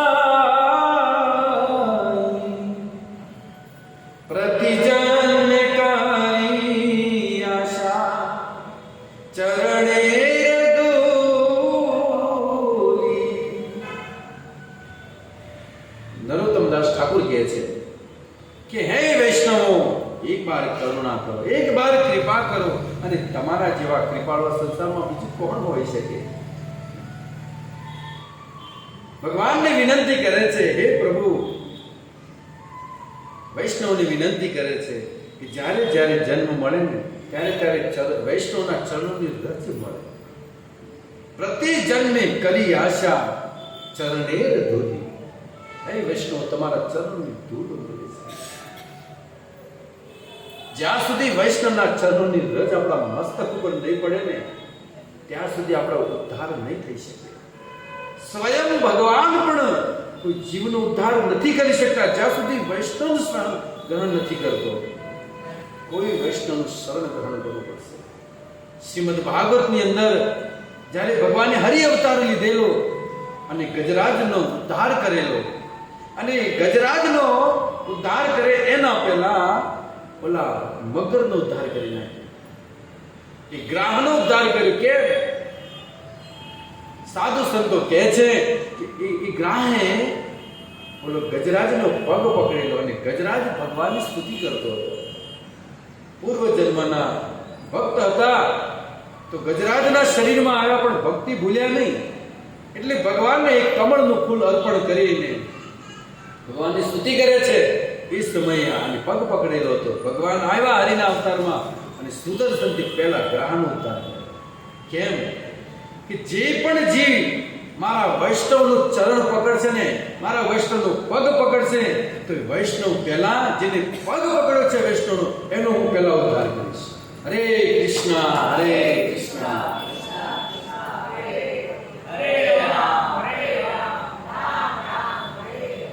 વૈષ્ણવની સંગતિ વગર ક્યારેય ભજન પૂરું ન થાય. ચૈતન્ય મહાપ્રભુ કહે છે એકાંતિક હરેર ભક્તિ, એકાંતિક હરેર ભક્તિ ઉત્પાદેવ કલ્પતે. તમને કદાચ એમ લાગતું હોય કે હું એકલો બેસીને ભજન કરીશ, સંભવ જ નથી. ચૈતન્ય મહાપ્રભુ કહે છે કે જ્યાં સુધી વૈષ્ણવની સંગતિમાં ન રહો ને ત્યાં સુધી ભજન ન મળે. હરે કૃષ્ણ.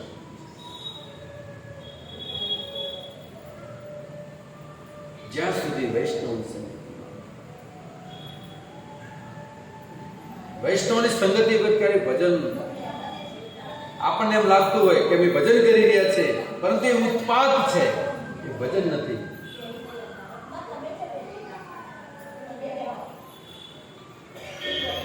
ખુરશીઓ લાવો, ખુરશીઓ લાવી પડશે.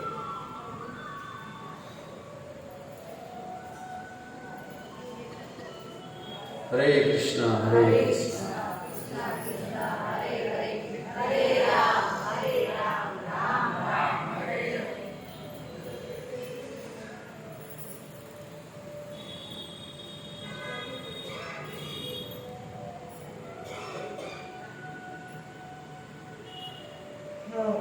એટલા માટે વૈષ્ણવની સંગતિ વગર ભજન સંભવ નથી. હે પ્રભુ, તમારા ચરણોની રજ માંગે છે. એને આશીર્વાદ આપેલા છે ગૌતમ ઋષિએ કે એક સમય રામ અહીંયા આવશે અને રામ પોતાના ચરણોની રજ તારા મસ્તક ઉપર જ્યારે પડશે, રામના ચરણોની રજ, ત્યારે ફરીથી તું પરમ પવિત્ર થઈ અને સુંદર જે તારું રૂપ હતું તે રૂપમાં પ્રગટ થઈશ.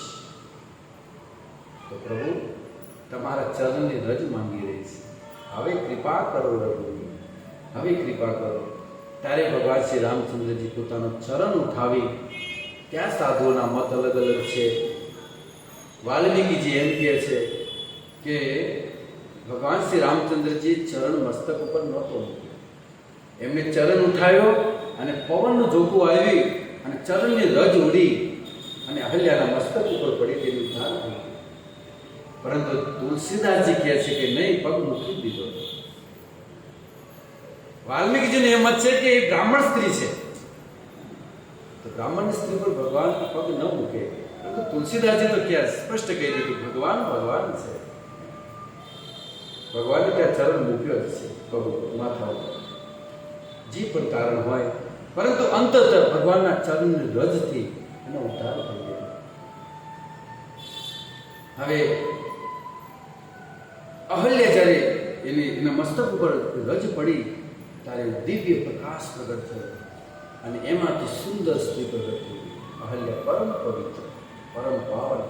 બંધુઓ, અહલ્યાને પહેલા જે કૃત્ય થયું એ પહેલી અહલ્યાને નિંદા કરી શકો કદાચ, પરંતુ ભગવાનનો સ્પર્શ થયા પછી જો તમે અહલ્યાની નિંદા કરી છે ને, મોટા અપરાધી છો. કારણ કે એને ભગવાને સ્પર્શ કરી દીધો છે અને ભગવાન જેને સ્પર્શ કરે ને એ ક્યારેય અપમાન રહે જ નહીં. અને એ સ્તુતિ કરશે. અહીંયા હવે અહલ્યા સુંદર સ્તુતિ કરે છે. ભગવાનને જોઈને તો પેલો સ્તંભ થઈ ગયું કે રામ અચાનક આપણી સામે ભગવાન પ્રગટ થઈ જાય તો આપણને કાંઈ હોશે જ નહીં. શું કરવું? એક વિચારો કે કદાચ તમે ભગવાનની આરતી કરતા હોય, ભગવાન પ્રગટ થઈ જાય તો શું કરો? બોલો, કઈ ઉત્તર છે? આપણે શું કરીએ? કઈ પૂછે જ નહીં. સબરીને ત્યાં અચાનક ભગવાન પ્રગટ થઈ ગયા સામેથી, તો ફૂલ પાથરતી હતી અને ભગવાન આવી ગયા, નજર પડી ગયું, પ્રભુ આવ્યા, ગાંધી ગેલી થઈ ગઈ. ઘણું બધું વિચાર્યું કે પ્રભુ આવશે તો હું આમ કરીશ તે આમ કરીશ, પણ બધું ભૂલી ગઈ. ઉઠવાનું પાથરેલું એઠા બોર કરતા એને મસ્ત થઈ ગયા. પ્રભુ આવ્યા, આનંદ છે. તો ભગવાનની સ્તુતિ કરે છે.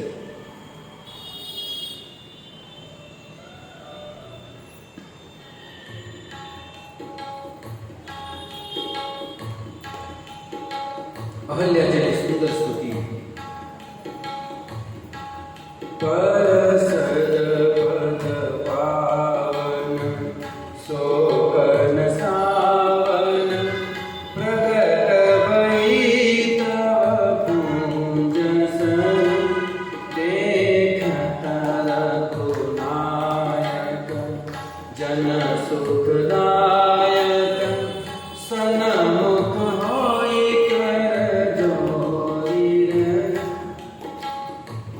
ભગવાન પ્રગટ થઈ ગયા. પરસદ પદ પાવન શોકન સાવન.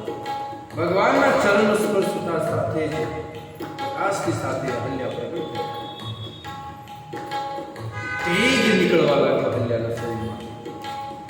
તેજ છે ને બંધુ, એ બ્યુટી પાર્લરમાં જવાથી તેજ ન આવે, તેજ તપસ્યા કરવાથી આવે છે. સારો ખોરાક ખાવાથી મેદ વધે, તેજ ન વધે. તેજ તો સાધનાથી વધે છે, તપસ્યાથી તેજ વધે છે. તમે ભલે ગમે તેટલું કાજુ બદામ ખાઓ, પણ આમ ખાશો મેદ વધશે, મેદ. તેજ ન વધે, તેજ તો તપથી વધે છે. તેજ નીકળવા લાગ્યું છે અહીંયા. જાણે સૂર્ય ઉદય થયો હોય. અહલ્યા ભગવાને જોઈને રડવા લાગી છે. રડતા રડતા કહે છે, તુલસીદાસજી કહે છે કે મુખ વચન નહીં આવી, મુખમાંથી વચન નથી નીકળતું, છતાં પણ મનને થોડું શાંત કરે છે. અતિ પ્રેમ અધીરા પુલક શરીરા. અતિ પ્રેમ અધીરા પુલક શરીરા. મુખ નહીં આવહી વચન અતિશય વડભાગી ચરણ લાગી જુગલ નયન જલધારવરી. સુંદર વાત કરે તુલસીદાસ. શું કે છે? અતિ પ્રેમ અધીરા, પ્રેમમાં અધીર થઈ ગઈ અહલ્યા. પુલક શરીરા, શરીર રોમાંચ કરવા લાગ્યું છે.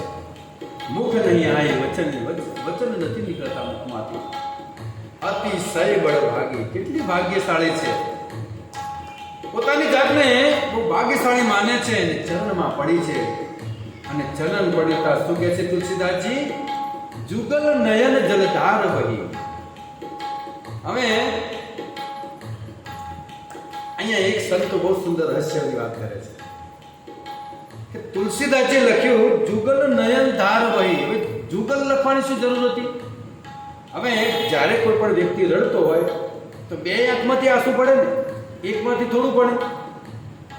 તો પછી જુગલ નયન શા માટે લખ્યું? ચિંતન છે સંતોનું કે જુગલ નયન કે. ત્યારે ત્યાં તુલસીદાસજી કહે છે કે જુગલ નયન એટલે સંતોએ રહસ્ય બહાર પાડ્યું છે. જુગલ નયન એટલે બે તો અહલ્યાની અને બે રામની. આ જુગલ નયનની વાત કરી છે. ને તો કોઈ એક આંખમાંથી આંસુ આવે ને એકમાંથી ન આવે એવું બને જ નહીં ક્યારે. એટલે બંને આંખમાંથી જ આંસુ આવે તો ત્યાં જુગલ લખવાની જરૂર જ નથી. વ્યક્તિ રડે તો બે આંખમાંથી જ આંસુ આવે. તો જુગલ નયન લખ્યા છે એટલે આ અહલ્યાના આંખમાંથી પણ આંસુ છે અને રામની આંખમાં પણ આંસુ છે. બીજું પણ એક રહસ્ય છે કે રામજીએ પોતાના ગુરુની સામે જોયું તો ગુરુના આંખમાં પણ આંસુ છે, રામના આંખમાં પણ આંસુ છે. એટલે જુગલ નયન. એટલે ત્યાં વાત કરી છે કે જુગલ નયન જલધાર વહી. રામના આંખમાં પણ આંસુ છે અને અહલ્યાના હાથમાં પણ આંસુ છે. અને અહલ્યા આંસુની ભાષાથી બોલે છે. આંસુ પણ એક ભાષા છે સાહેબ. આપણી આંખમાંથી આંસુ આવ્યું છે. હવે સુખનું છે કે દુઃખનું છે, નિર્ણય કોણ કરે? આંખમાંથી આંસુ આવેલું એ સુખનું છે કે દુઃખનું છે, એક સંત પારખી શકે, એક ભક્ત પારખી શકે કે આ સુખનું છે કે દુઃખનું છે. બાકી આપણને આપણે પાણી જેવું પાણી, ભજન છે ને, દુઃખ અને સુખનું આંસુ, પાણી જેવું પાણી, એ તો કોઈ સંત પારખી શકે કે દુઃખનું છે કે આ સુખનું છે. સુખનું હોય ને કે ઠંડુ હોય, દુઃખનું એક ખરો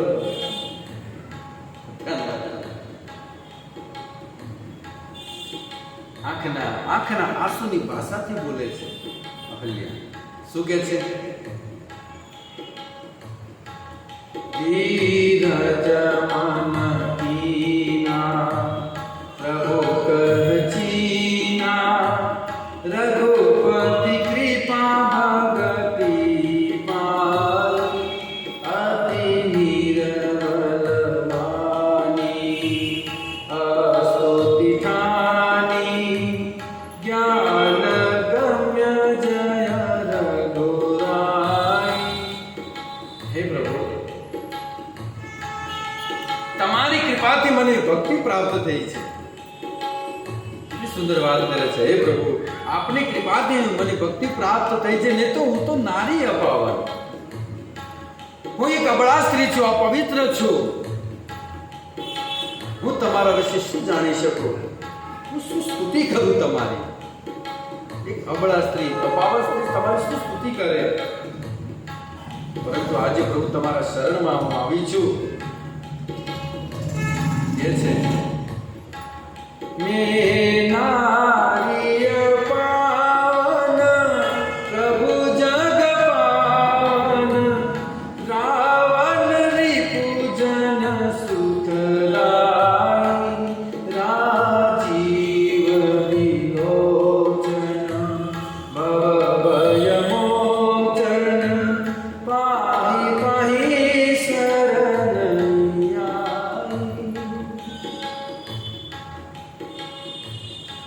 हे प्रभु,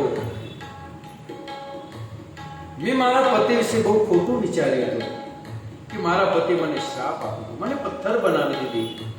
પરંતુ એ શ્રાપ નહીં, મારા માટે તો આશીર્વાદ નીવડ્યા. મારા પતિએ મને શ્રાપ આપ્યો ને એટલે પ્રભુ તમારા દર્શન થયા.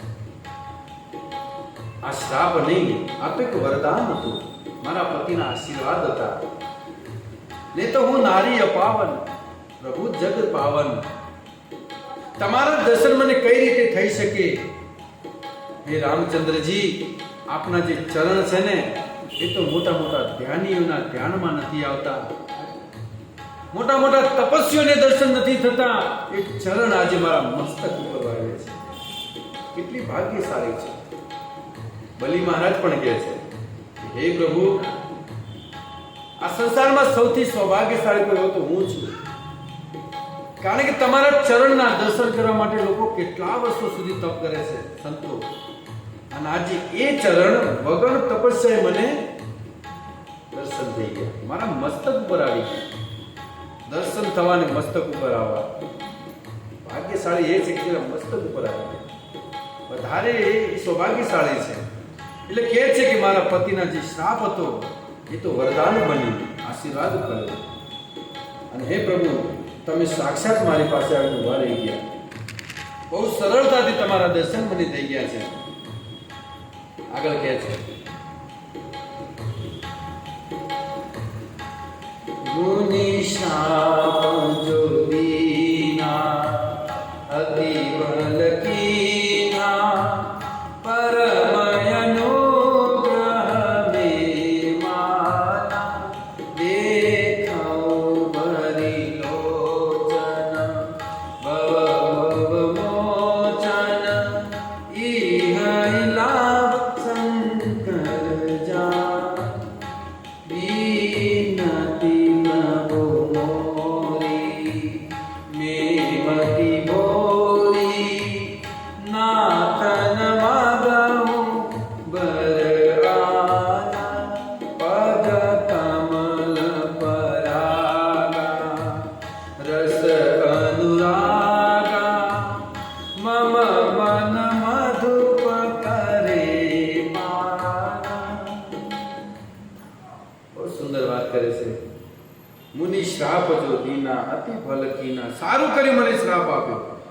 મારા પતિએ, જો મારા પતિ મને શ્રાપ ન આપ્યો હોત ને, પ્રભુ તમારા દર્શન ન થયા હોત. સારું કર્યું મને શ્રાપ આપ્યો. આંખ ભરીને દર્શન કરે છે. હવે અહલ્યા એક બીજી પણ વાત કરી છે. શું કે છે ખબર છે કે મેં નારી અપાવન પ્રભુ જગ પાવન રાવણ રિપુજન સુખદાય. હે રાવણને મારવા વાળા. શું વાત કરે છે અહલ્યા? શું વાત કરી કે હે રાવણને મારવા વાળા, હજુ તો રામજીના વિવાહ નથી થયા. હજુ તો રામના વિવાહ નથી થયા. હજી તો જનકપુર જશે, ત્યાં ધનુષ્ય ભંગ કરશે, વિવાહ કરીને આવશે, વનવાસ મળશે, અને ત્યાં રાવણ સીતાજીનું હરણ કરશે, અને પછી રામ યુદ્ધ કરી રામનો વધ કરશે. પહેલથી અહલ્યા કહી દેશે કે હે રાવણ નિપુરાય, હે રાવણને મારવા વાળા.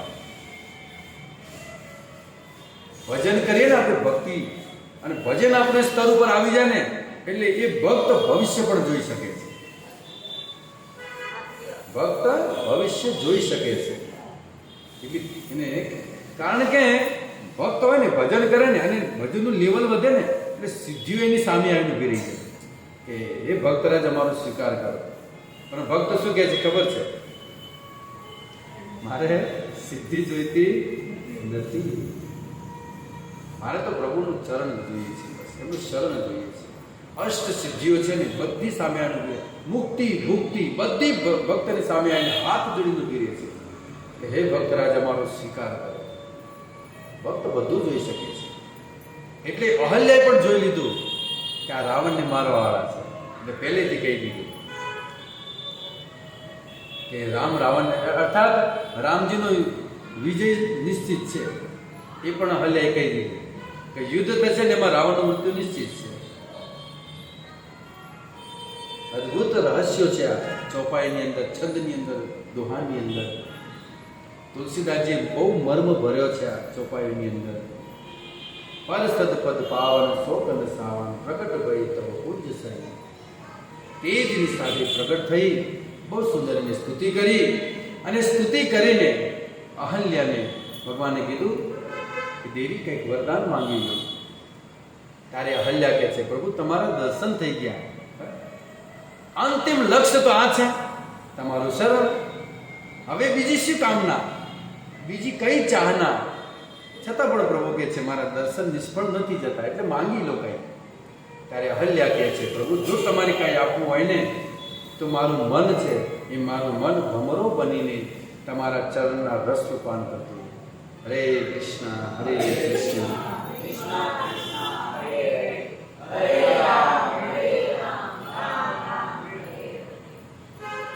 એક ભક્તની આ ઈચ્છા હોય છે કે પ્રભુનું શરણ મળે.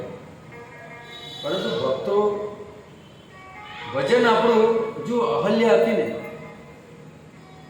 અહલ્યાની અંદર ધૈર્યતા હતી, ધૈર્ય હતું એની અંદર. રાહ જોઈ રહી, રામ આવશે, મારા પતિ કીધું છે ને. ધૈર્યતા, વિશ્વાસ હોવો જોઈએ. આ બહુ જરૂરી છે ભજનના માર્ગમાં. ધૈર્ય રાખવાનું, બહુ ઉત્કંઠા નહીં લઈ દેવાની. ઓહો અમે તો 5 વર્ષથી માળા કરી છે, હજી તો કોઈ ભગવાનનો કોઈ અનુભવ નહીં થયો અમને. કેટલા વર્ષ સુધી અહલ્યાએ રાહ જોઈ છે. ધીરજ ધારણ કરો. ભક્તિમાં ધીરજ હોવી જોઈએ. ધીરજ હશે ને આપણી, અને સાધના ભક્તિ, ધીરજ સાથે ભગવાનનું નામ, તો રામ સામે ચાલીને આવશે.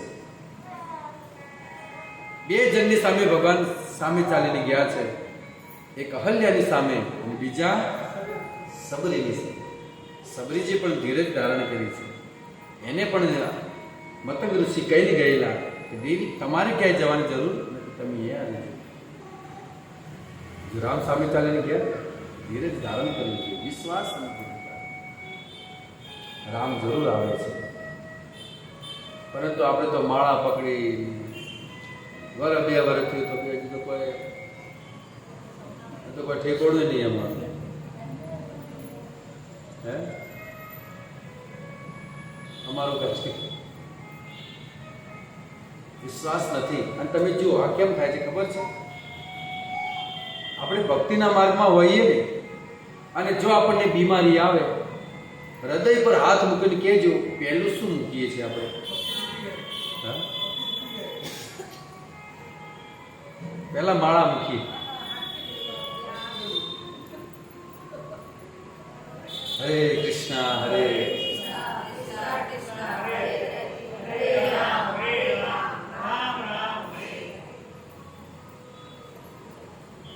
આપણા જીવનમાં કોઈ તકલીફ આવે કે કોઈ રોગ આવે, સૌથી પહેલા આપણે માળા મૂકી દઈએ.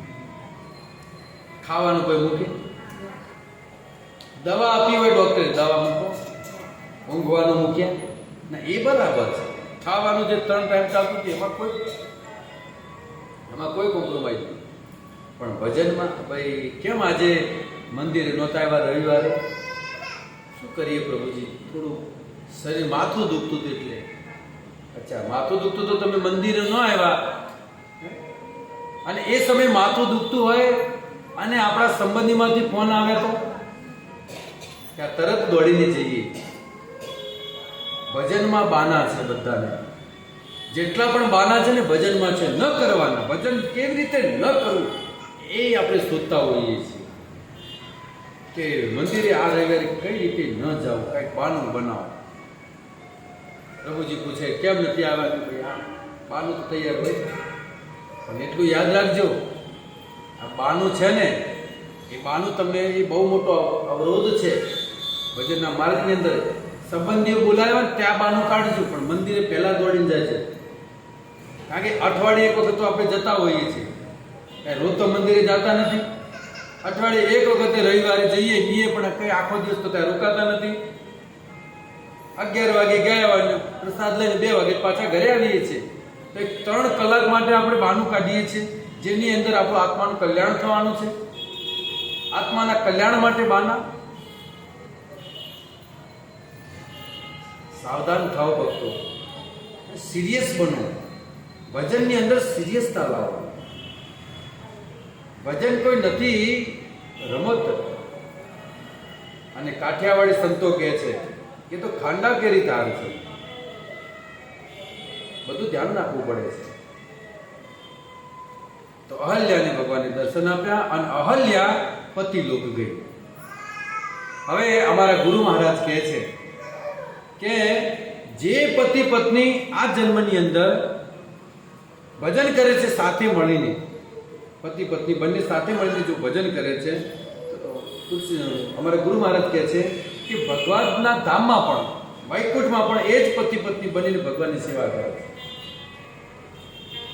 જે આ લોકમાં મૃત્યુલોકની અંદર પતિ પત્નીના રૂપમાં ભજન કર્યું છે સાથે રહીને, તો એ જોડી પણ વૈકુંઠમાં પણ મળે છે. એ જ પતિ પત્ની બને છે અને ભગવાનની સેવા કરે છે. પતિ લોક ગઈ. હવે લક્ષ્મણ અને ભગવાનને લઈને, રામચંદ્રજીને લઈ વિશ્વામિત્રજી આગળ વધે છે. અહલ્યાનો ઉદ્ધાર કરીને ધીરે ધીરે જનકપુરમાં પહોંચી ગયા. હવે જનકપુરમાં પહોંચ્યા એટલે જનકજી બહુ સુંદર સ્વાગત કર્યું. અને મહેમાનોને રહેવા માટે કક્ષ હોય છે, અતિથિ ગૃહ, એની અંદર એમને આશરો આપ્યો કે ત્યાં રોકાવ તમે. રાત્રિનો સમય. રામ અને લક્ષ્મણ બંને ભાઈ વિશ્વામિત્રજીના ચરણ દબાવે છે. એક પગ લક્ષ્મણજી દબાવે છે અને એક પગ રામજી દબાવે છે. મધ્યરાત્રિ થઈ એટલે વિશ્વામિત્રજી કીધું ગુરુએ કે હવે તમે બંને ભાઈ જઈને સૂઈ જાઓ, સૂઈ જાઓ જઈને. છેલ્લે તો શપથ આપી કે તમને મારા સોગંદ છે, જાઓ જઈને સૂઈ જાઓ બંને ભાઈ, તમે પણ થાક્યા છો ચાલીને.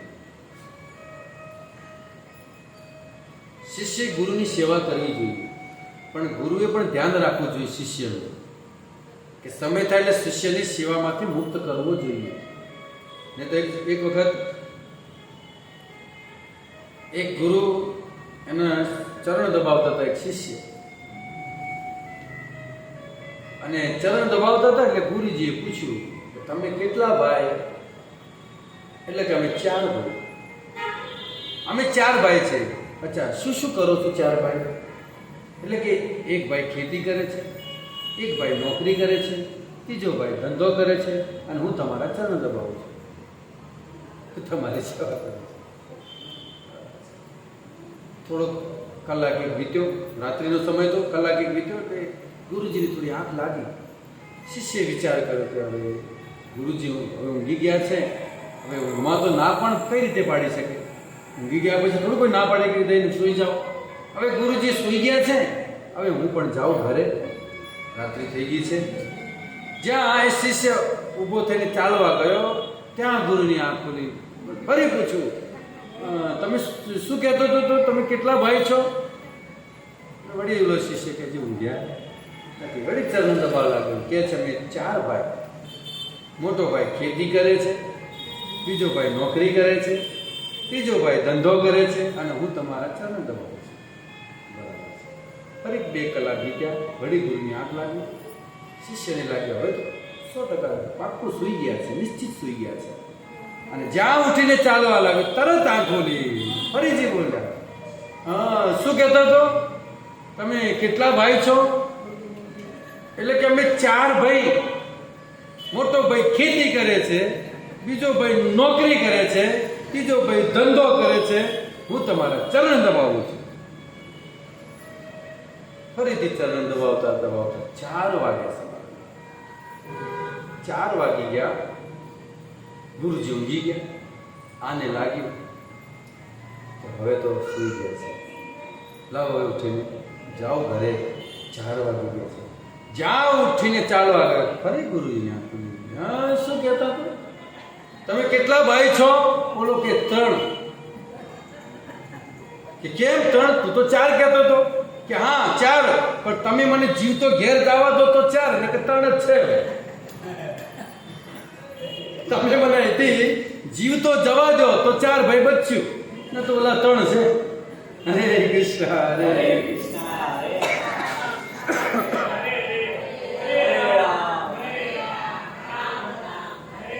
એટલે ગુરુએ પણ ધ્યાન રાખવું જોઈએ શિષ્યોનું કે સેવાથી સમયસર એમને નિવૃત્ત કરી દેવા જોઈએ કે જાઓ હવે તમે. પછી તમને સેવા કરાય રાખે ને તો એ એમને મનમાં લાગે હવે બીજી વખત અહીં જવા જેવું નથી. સમયસર એમને નિવૃત્ત કરી દેવા જોઈએ સેવામાં. ધ્યાન રાખવું જોઈએ, ભક્તોનું ધ્યાન રાખવું જોઈએ. પછી છેલ્લે વિશ્વામિત્રજી સોગંદ આપી. બંને ભાઈ સુવા માટે ગયા તો રામજી પોતાના કક્ષમાં સુવા ગયા તો પાછળ લક્ષ્મણ પણ જે ગયા. પાછળ લક્ષ્મણજી ગયા.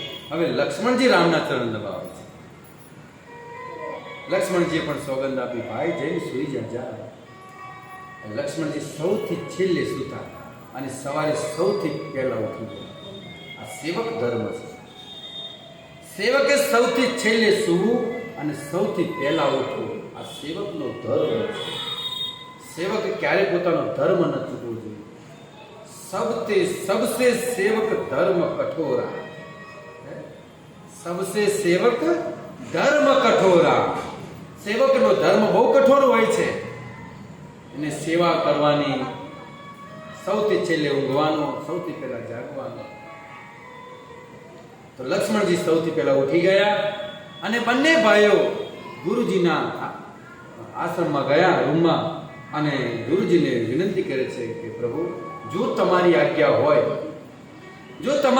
હોય તો અમે જનકપુરનો આટો મારી આપીએ. જનકપુર કેવું છે અમારે જોવું છે. વિશ્વામિત્રજી આજ્ઞા આપે છે, જાઓ. અહીંયા પણ મર્યાદા છે. રામ છે પણ ગુરુની આજ્ઞા લે છે. ભગવાન છે સ્વયં, છતાં પણ ગુરુની આજ્ઞા લે છે. તો જ્યારે પણ આપણે સેવા કરીને ઘરે જવું હોય ને ત્યારે આજ્ઞા લઈને જવું જોઈએ કે પ્રભુજી અમે હવે ઘરે જઈએ, બીજી કોઈ સેવા હોય તો કહો, નહીં તો અમે જઈએ ઘરે. છાનામાં ના લીંબડી પાછળ ઉભા રહીને નીકળી ન જવું જોઈએ. પ્રભુજીનું ક્યાં ધ્યાન છે? હે, લીંબડી પાસે ઉભા રહ્યા, પ્રભુજી નજર હટે, દુર્ઘટના ઘટી. પ્રભુજી આમ ગયા એટલે રોડ ઉપર ચડીને ગાડી.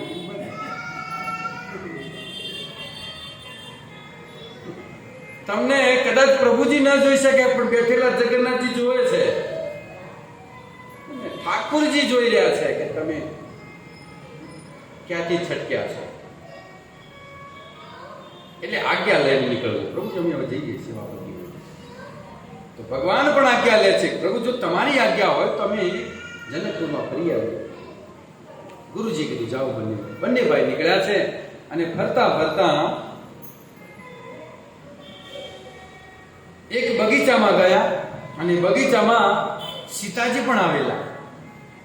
ફૂલ તોડતા હતા સીતાજી. ફૂલો કો ચૂન રહે થે. અને એ સમયે રામજીની દ્રષ્ટિ સીતાજી પર ગઈ.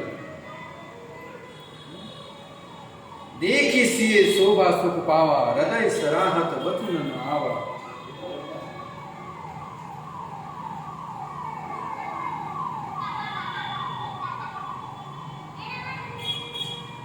હે લક્ષ્મણ,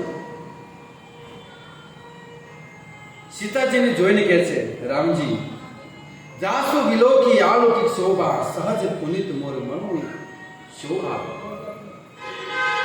સો સબુ કારણ જાન વિધાતા, હર કઈ સુબદ અંગ સુભાતા.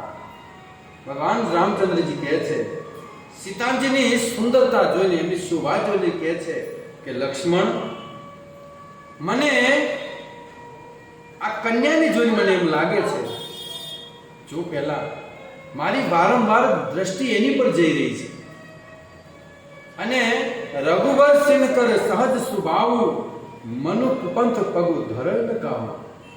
આપણા રઘુવંશીઓના એક પણ વ્યક્તિનું મન ક્યારેય કુમાર્ગે ન જાય. કેટલો વિશ્વાસ છે પોતાના રઘુકુળ ઉપર. આપણા રઘુવંશીનો એક પણ વ્યક્તિનું આજ સુધી કુમાર્ગે મન નથી ગયું. તો મારું મન વારંવાર આ કન્યા ઉપર જઈ રહ્યું છે, તો નિશ્ચિત આ તારી ભાભી બનશે. કેટલો વિશ્વાસ રામ. ને તો આપણી રઘુવંશની દ્રષ્ટિ જાય જ નહીં ક્યારે પરાય સ્ત્રી પર. અને આજે તો બાઇકમાં જ પાછળ બેઠા હોય તો નજર તો બીજે જ ફરતી હોય, ડોળા તો ચકડા બીજે જ ફરતા હોય. એ બીજી હોય કઈ વારી ને એને લડાવે. પરંતુ રામજી કહે છે ક્યારે કુમાર્ગે જાય નહીં આપણું મન, નક્કી તારી ભાભી બનશે. એટલે આપણા ગરુડ પુરાણમાં લખેલું છે, જે પુરુષ પરસ્ત્રી સામે નજર નાખે છે, એને સાથે સહવાસ કરે છે અથવા સ્ત્રી પુરુષ સાથે, તમને ભયંકર સજાઓ છે નરકની અંદર. ભયંકર યાતનાઓ આપવામાં આવે છે. એટલે સાવધાન, પર પુરુષ સામે ક્યારેય કુદૃષ્ટિ નહીં, અને પુરુષોએ પર સ્ત્રી સામે કોઈ ક્યારેય કુદૃષ્ટિ નહીં. માતા અને બહેનની દૃષ્ટિ. તો હે લક્ષ્મણ, આપણા રઘુવંશોની ક્યારેય પણ કુમાર્ગી દ્રષ્ટિ જાય નહીં. નક્કી તારી ભાભી બનશે.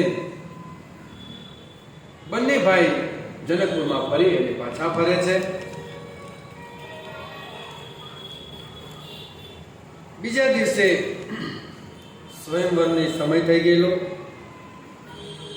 અને વિશ્વામિત્રજી રામ અને લક્ષ્મણને લઈ અને સભામાં ઉપસ્થિત થાય છે.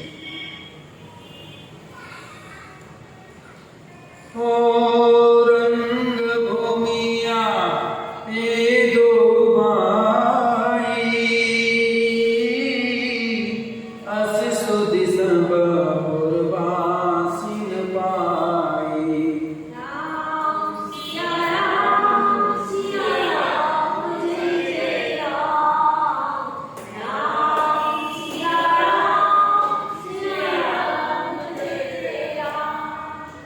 જ્યારે રામ ને લક્ષ્મણને લઈ અને વિશ્વામિત્રજી જ્યારે ચાલ્યા બજારમાંથી, તો બધા નગરવાસીઓ પોતપોતાના કામકાજ છોડી અને રામના દર્શન કરવા માટે ઉમટી પડ્યા.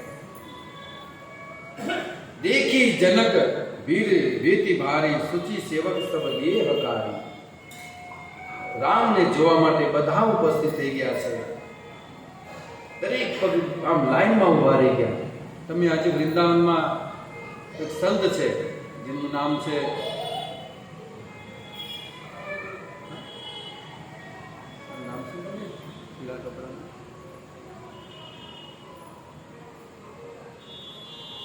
પ્રેમાનંદજી મહારાજ.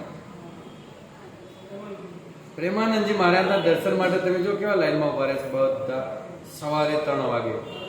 હા? એવી રીતે બધી પબ્લિક લાઈનમાં ઉભેલી, બધી નગરવાસીઓ રામના દર્શન કરવા માટે.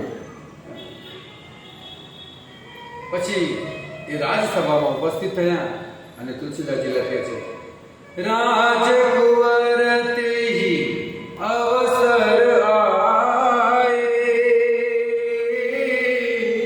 મનો મનોહરતા તન ચાયે.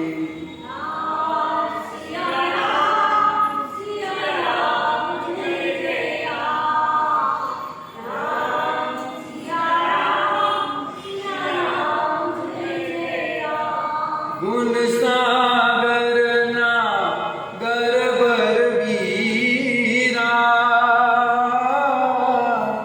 સુંદર શ્યામ શરીર ગૌર શરીરા.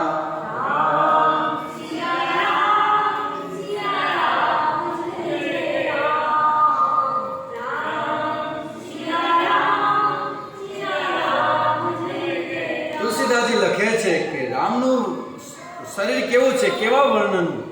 તો કહે છે કે સુંદર શ્યામ. રામનું વર્ણ શરીર શ્યામ વર્ણનું છે અને એમની સાથે જે ચાલી રહ્યા છે ગૌર વર્ણા, ગૌર શરીરા, એ છે લક્ષ્મણજી છે. બંને ભાઈ ચાલી રહ્યા છે અને એ એમને જોઈને બધા લોકો મનમાં ને મનમાં બધા હરખાઈ રહ્યા છે. અને તુલસીદાસજી લખે છે બધાએ જોઈને બધાની કેવી ભાવના થઈ? जिनकी रही भावना जैसी, प्रभु मूर्ति दिन देखी कैसी. राम सिया राम सिया.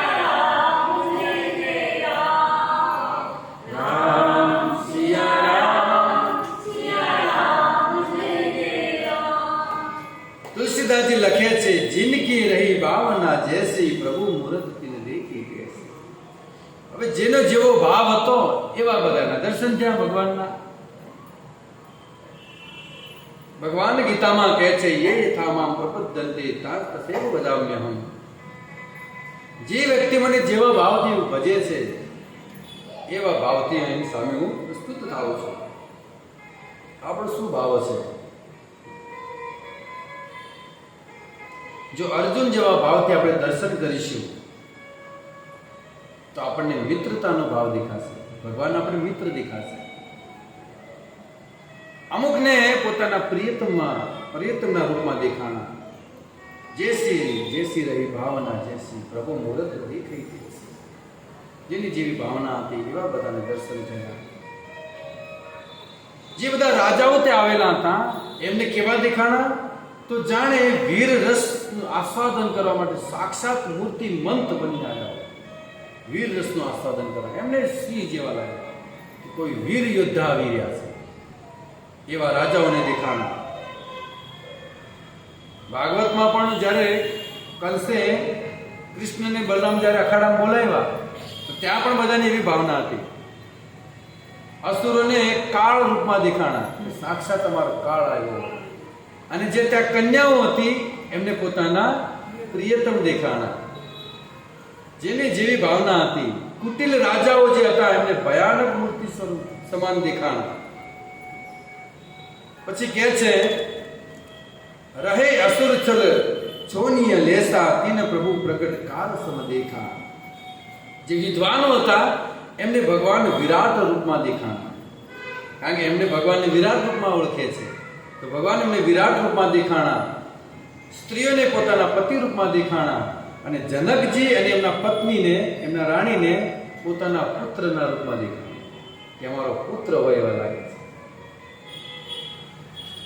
યોગીઓને શાંત શુદ્ધ સમ પરમ તત્વ રૂપે દેખાણા. વદંતિ તત્ વિદસ્તત્વમ જન જ્ઞાનમ અદ્વયમ બ્રહ્મેતિ પરમાત્મેતિ ભગવાનતિ શબ્દતે. જે તત્વથી જાણતા હતા ભગવાનના એવા દર્શન થયા. પછી આગળ કહે છે જે ભક્તો હતા ભક્તોને પોતાના ઈષ્ટ રૂપમાં દેખાણા, પોતાના પ્રભુ દેખાણા. હવે સીતાજીને કયા રૂપમાં દેખાણા એ તુલસીદાસજી કહે છે એ સીતાજી જાણ. સીતાજીને કયા રૂપમાં દેખાણા? તુલસીદાસજી કે તો સીતાજી જાણે. તો દરેકને પોતપોતાના જેવો ભાવ હતો એવા ભગવાનના દર્શન થયા. જનકજીએ વિશ્વામિત્રનું બહુ સુંદર સ્વાગત કરી અને સૌથી જે ઊંચું સ્થાન હતું ત્યાં બેસાડ્યા. આમાંથી શિક્ષા પ્રાપ્ત થાય છે કે ગુરુનું સ્થાન હંમેશા ઉપર હોય છે. એટલે કબીરજી કહે છે, ગુરુ ગોવિંદ દોનો રે કાકેલા ગોપાલ બલહરી ગુરુ આપની ગોવિંદિયો બતા કબીરા ગોવિંદિયો બતા. ગુરુ ગોવિંદ દોનો કરે કાકેલા ગોપાલ. ગુરુનું સ્થાન બહુ ઊંચું છે. પ્રથમસ્તુ ગુરુ પૂજ્યમ તતશ્ચૈવ મમ અર્ચનમ. ભગવાન પણ કહે છે પહેલા ગુરુની પૂજા કરો પછી મારી પાસે આવો. ગુરુનો બહુ આદર સત્કાર કરવો જોઈએ. ગુરુ હરે રુષ્ટો સ્યાતઃ. જો હરિ રિસાઈ ગયા ને તો કે છે ગુરુ મનાવી લેશે, પણ ગુરુ રુષ્ટો તો પછી હરિ પણ નહીં મનાવી શકે. હરિ પણ આપણો ઉદ્ધાર કરી શકે નહીં જો ગુરુ રિસાઈ ગયા. ભગવાનને રિસાઈ જાય તો ગુરુ ભગવાનને મનાવી લે, પ્રભુ મારો શિષ્ય છે માની જાઓ. પરંતુ હવે ગુરુ જ રિસાઈ ગયા તો હવે તો ત્યાં પૂરું આપણું બધું. એટલા માટે ગુરુનું સ્થાન બહુ ઊંચું સ્થાન છે. ઊંચા સ્થાને બેસાડ્યા છે. સાથે રામ અને લક્ષ્મણને પણ બેસાડ્યા. હવે રાજાઓ જેટલા હતા બધા આપસમાં વાતો કરવા લાગ્યા, બે જણ કેમ આવ્યા છે? આ બે બાળકો હજી તો દૂધના દાંત દેખાય છે, આ બે કેમ આવ્યા છે? ધનુષ્ય તોડવા આવ્યા છે. હવે આ શું ધનુષ્ય તોડવાના? એમ કરીને રામ અને લક્ષ્મણની મજાક ઉડાવે છે. અને ત્યાં જનકજી બે ભાટોને બોલાવ્યા અને જનકજી કીધું કે જે સ્વયંવરનો જે પ્રણ છે એ સંભળાવી દો રાજાઓ. ત્યારે બે ભાટો કહે છે, બોલે બંદી વચન બર સુનમ સકલ મહિપાલ પન વિદેહ કર કહે હમ ભુજા ઉઠાય વિશાલ. હે સભાજનો, હે રાજાઓ, હે રાજકુમારો, ધ્યાનથી સાંભળી લો. આ સ્વયંવરનો એક નિયમ છે, એક પ્રણ છે, પ્રતિજ્ઞા છે. જે કોઈ રાજા આ શિવ ધનુષ્યનો ભંગ કરશે, જે કોઈ રાજા આ શિવ ધનુષ્યનો ભંગ કરશે એને જ આ રાજકુમારી વરમાળા પહેરાવશે. શિવ ધનુષ્ય તમારે ભંગ કરવાનું છે. પ્રતિજ્ઞા આ જનકજીની પ્રતિજ્ઞા છે. હવે જનકજીએ આ પ્રતિજ્ઞા કેમ લીધેલી? અચ્છા, આ શું કારણ આની પાછળનું? કે સીતાજીના સ્વયંવર માટે શિવ ધનુષ્યનો ભંગ કરવો કેમ? તો એની પાછળ એક સુંદર કથા છે. એક સમયની વાત છે કે જાનકીજી બહુ નાના હતા અને એમને એક આપણી ભાષામાં દડો કહીએ તો એ રમતા રમતા જ્યાં શિવ ધનુષ્ય રાખેલું હતું જનકજીએ મોટા કમરાની અંદર ત્યાં પહોંચી ગયા. હવે ઓલો દડો જે હાથમાંથી છૂટી ગયો કિશોરીજીના હાથમાંથી અને ક્યાંક ખોવાઈ ગયો. હવે કિશોરીજી ગોતે છે જાનકીજી અને એમાં ગોતતા ગોતતા આ શિવ ધનુષ્ય પડેલું. જાનકીજીએ વિચાર કર્યો કે આ દડો જે છે, ગેંદ જે છે એ શિવ ધનુષ્યની પાછળ તો નથી પડ્યું. તો સીતાજીએ જાનકીજીએ શિવ ધનુષ્યને પકડી આમ સાઈડમાં મૂકી દીધું. પકડીને આમ સાઈડમાં મૂકી દીધું, દડો લઈ અને પાછું પકડીને જ્યાં હતું ત્યાં મૂકી દીધું. આ દ્રશ્ય જનકજી જોઈ ગયા. ઓહો, આટલું વિશાળ ધનુષ્ય, આટલું વજનદાર, અને મારી દીકરી હજી તો નાની છે અને એને સહજ ઉપાડી લીધું. ત્યારે એમને મનોમન પ્રતિજ્ઞા લીધી કે આને સાથે જે વિવાહ કરશે એ એટલો બળવાન હોવો જોઈએ કે શિવ ધનુષ્યનો ભંગ કરી શકે. હવે શિવ ધનુષ્ય કેટલું ભારે હતું તો જ્યારે એ શિવ ધનુષ્ય જ્યારે લેવા માટે ગયા ત્યારે હજારો હાથીઓ મોકલેલા એમની સાથે હજારો બળવાન જે મલ્લ યોદ્ધાઓ હતા, બળવાન પુરુષો હતા, એ લોકોની સાથે મેળવેલા અને હજારો માણસો, હજારો હાથીઓ થઈ અને આ શિવ ધનુષ્ય લાવવામાં આવ્યું. અનેક ગણું બળ ત્યાં વપરાણું હતું શિવ ધનુષ્યને લાવવા માટે. અને એ શિવ ધનુષ્યને કિશોરીજી સહજ ઉપાડીને મૂકી દીધું. પાછું ફરી હતું ત્યાં મૂકી દીધું. ત્યારે જનકજીએ પ્રણ કર્યો કે હવે તો જો આની સાથે જે વિવાહ કરેલ એ આના જેવો હોવો જોઈએ, બળવાનો હોવો જોઈએ. એટલા માટે આ પ્રતિજ્ઞા રાખેલી જનકજીએ.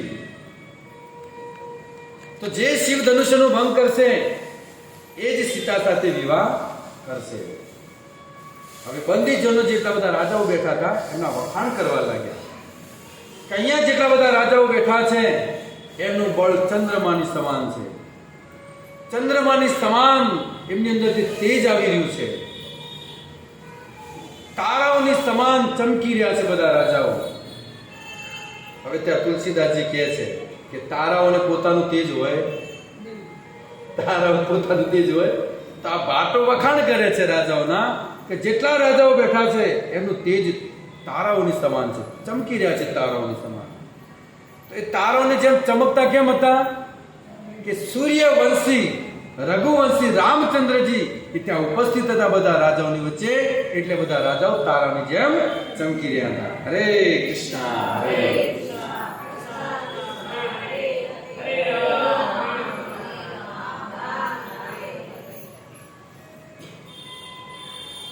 વખાણ કરી રહ્યા છે કે તારાઓની જેમ ચમકતા હતા રાજાઓ. ભગવાન રામચંદ્રજી સૂર્યવંશી ત્યાં બેઠેલા હતા એટલે બધા રાજાઓ ચમકતા હતા. તો હવે શિવ ધનુષ્યનું ભંગ, કારણ કે હવે સમય થઈ ગયો, સીતાજીના વિવાહ નહીં કરાવી શકીએ.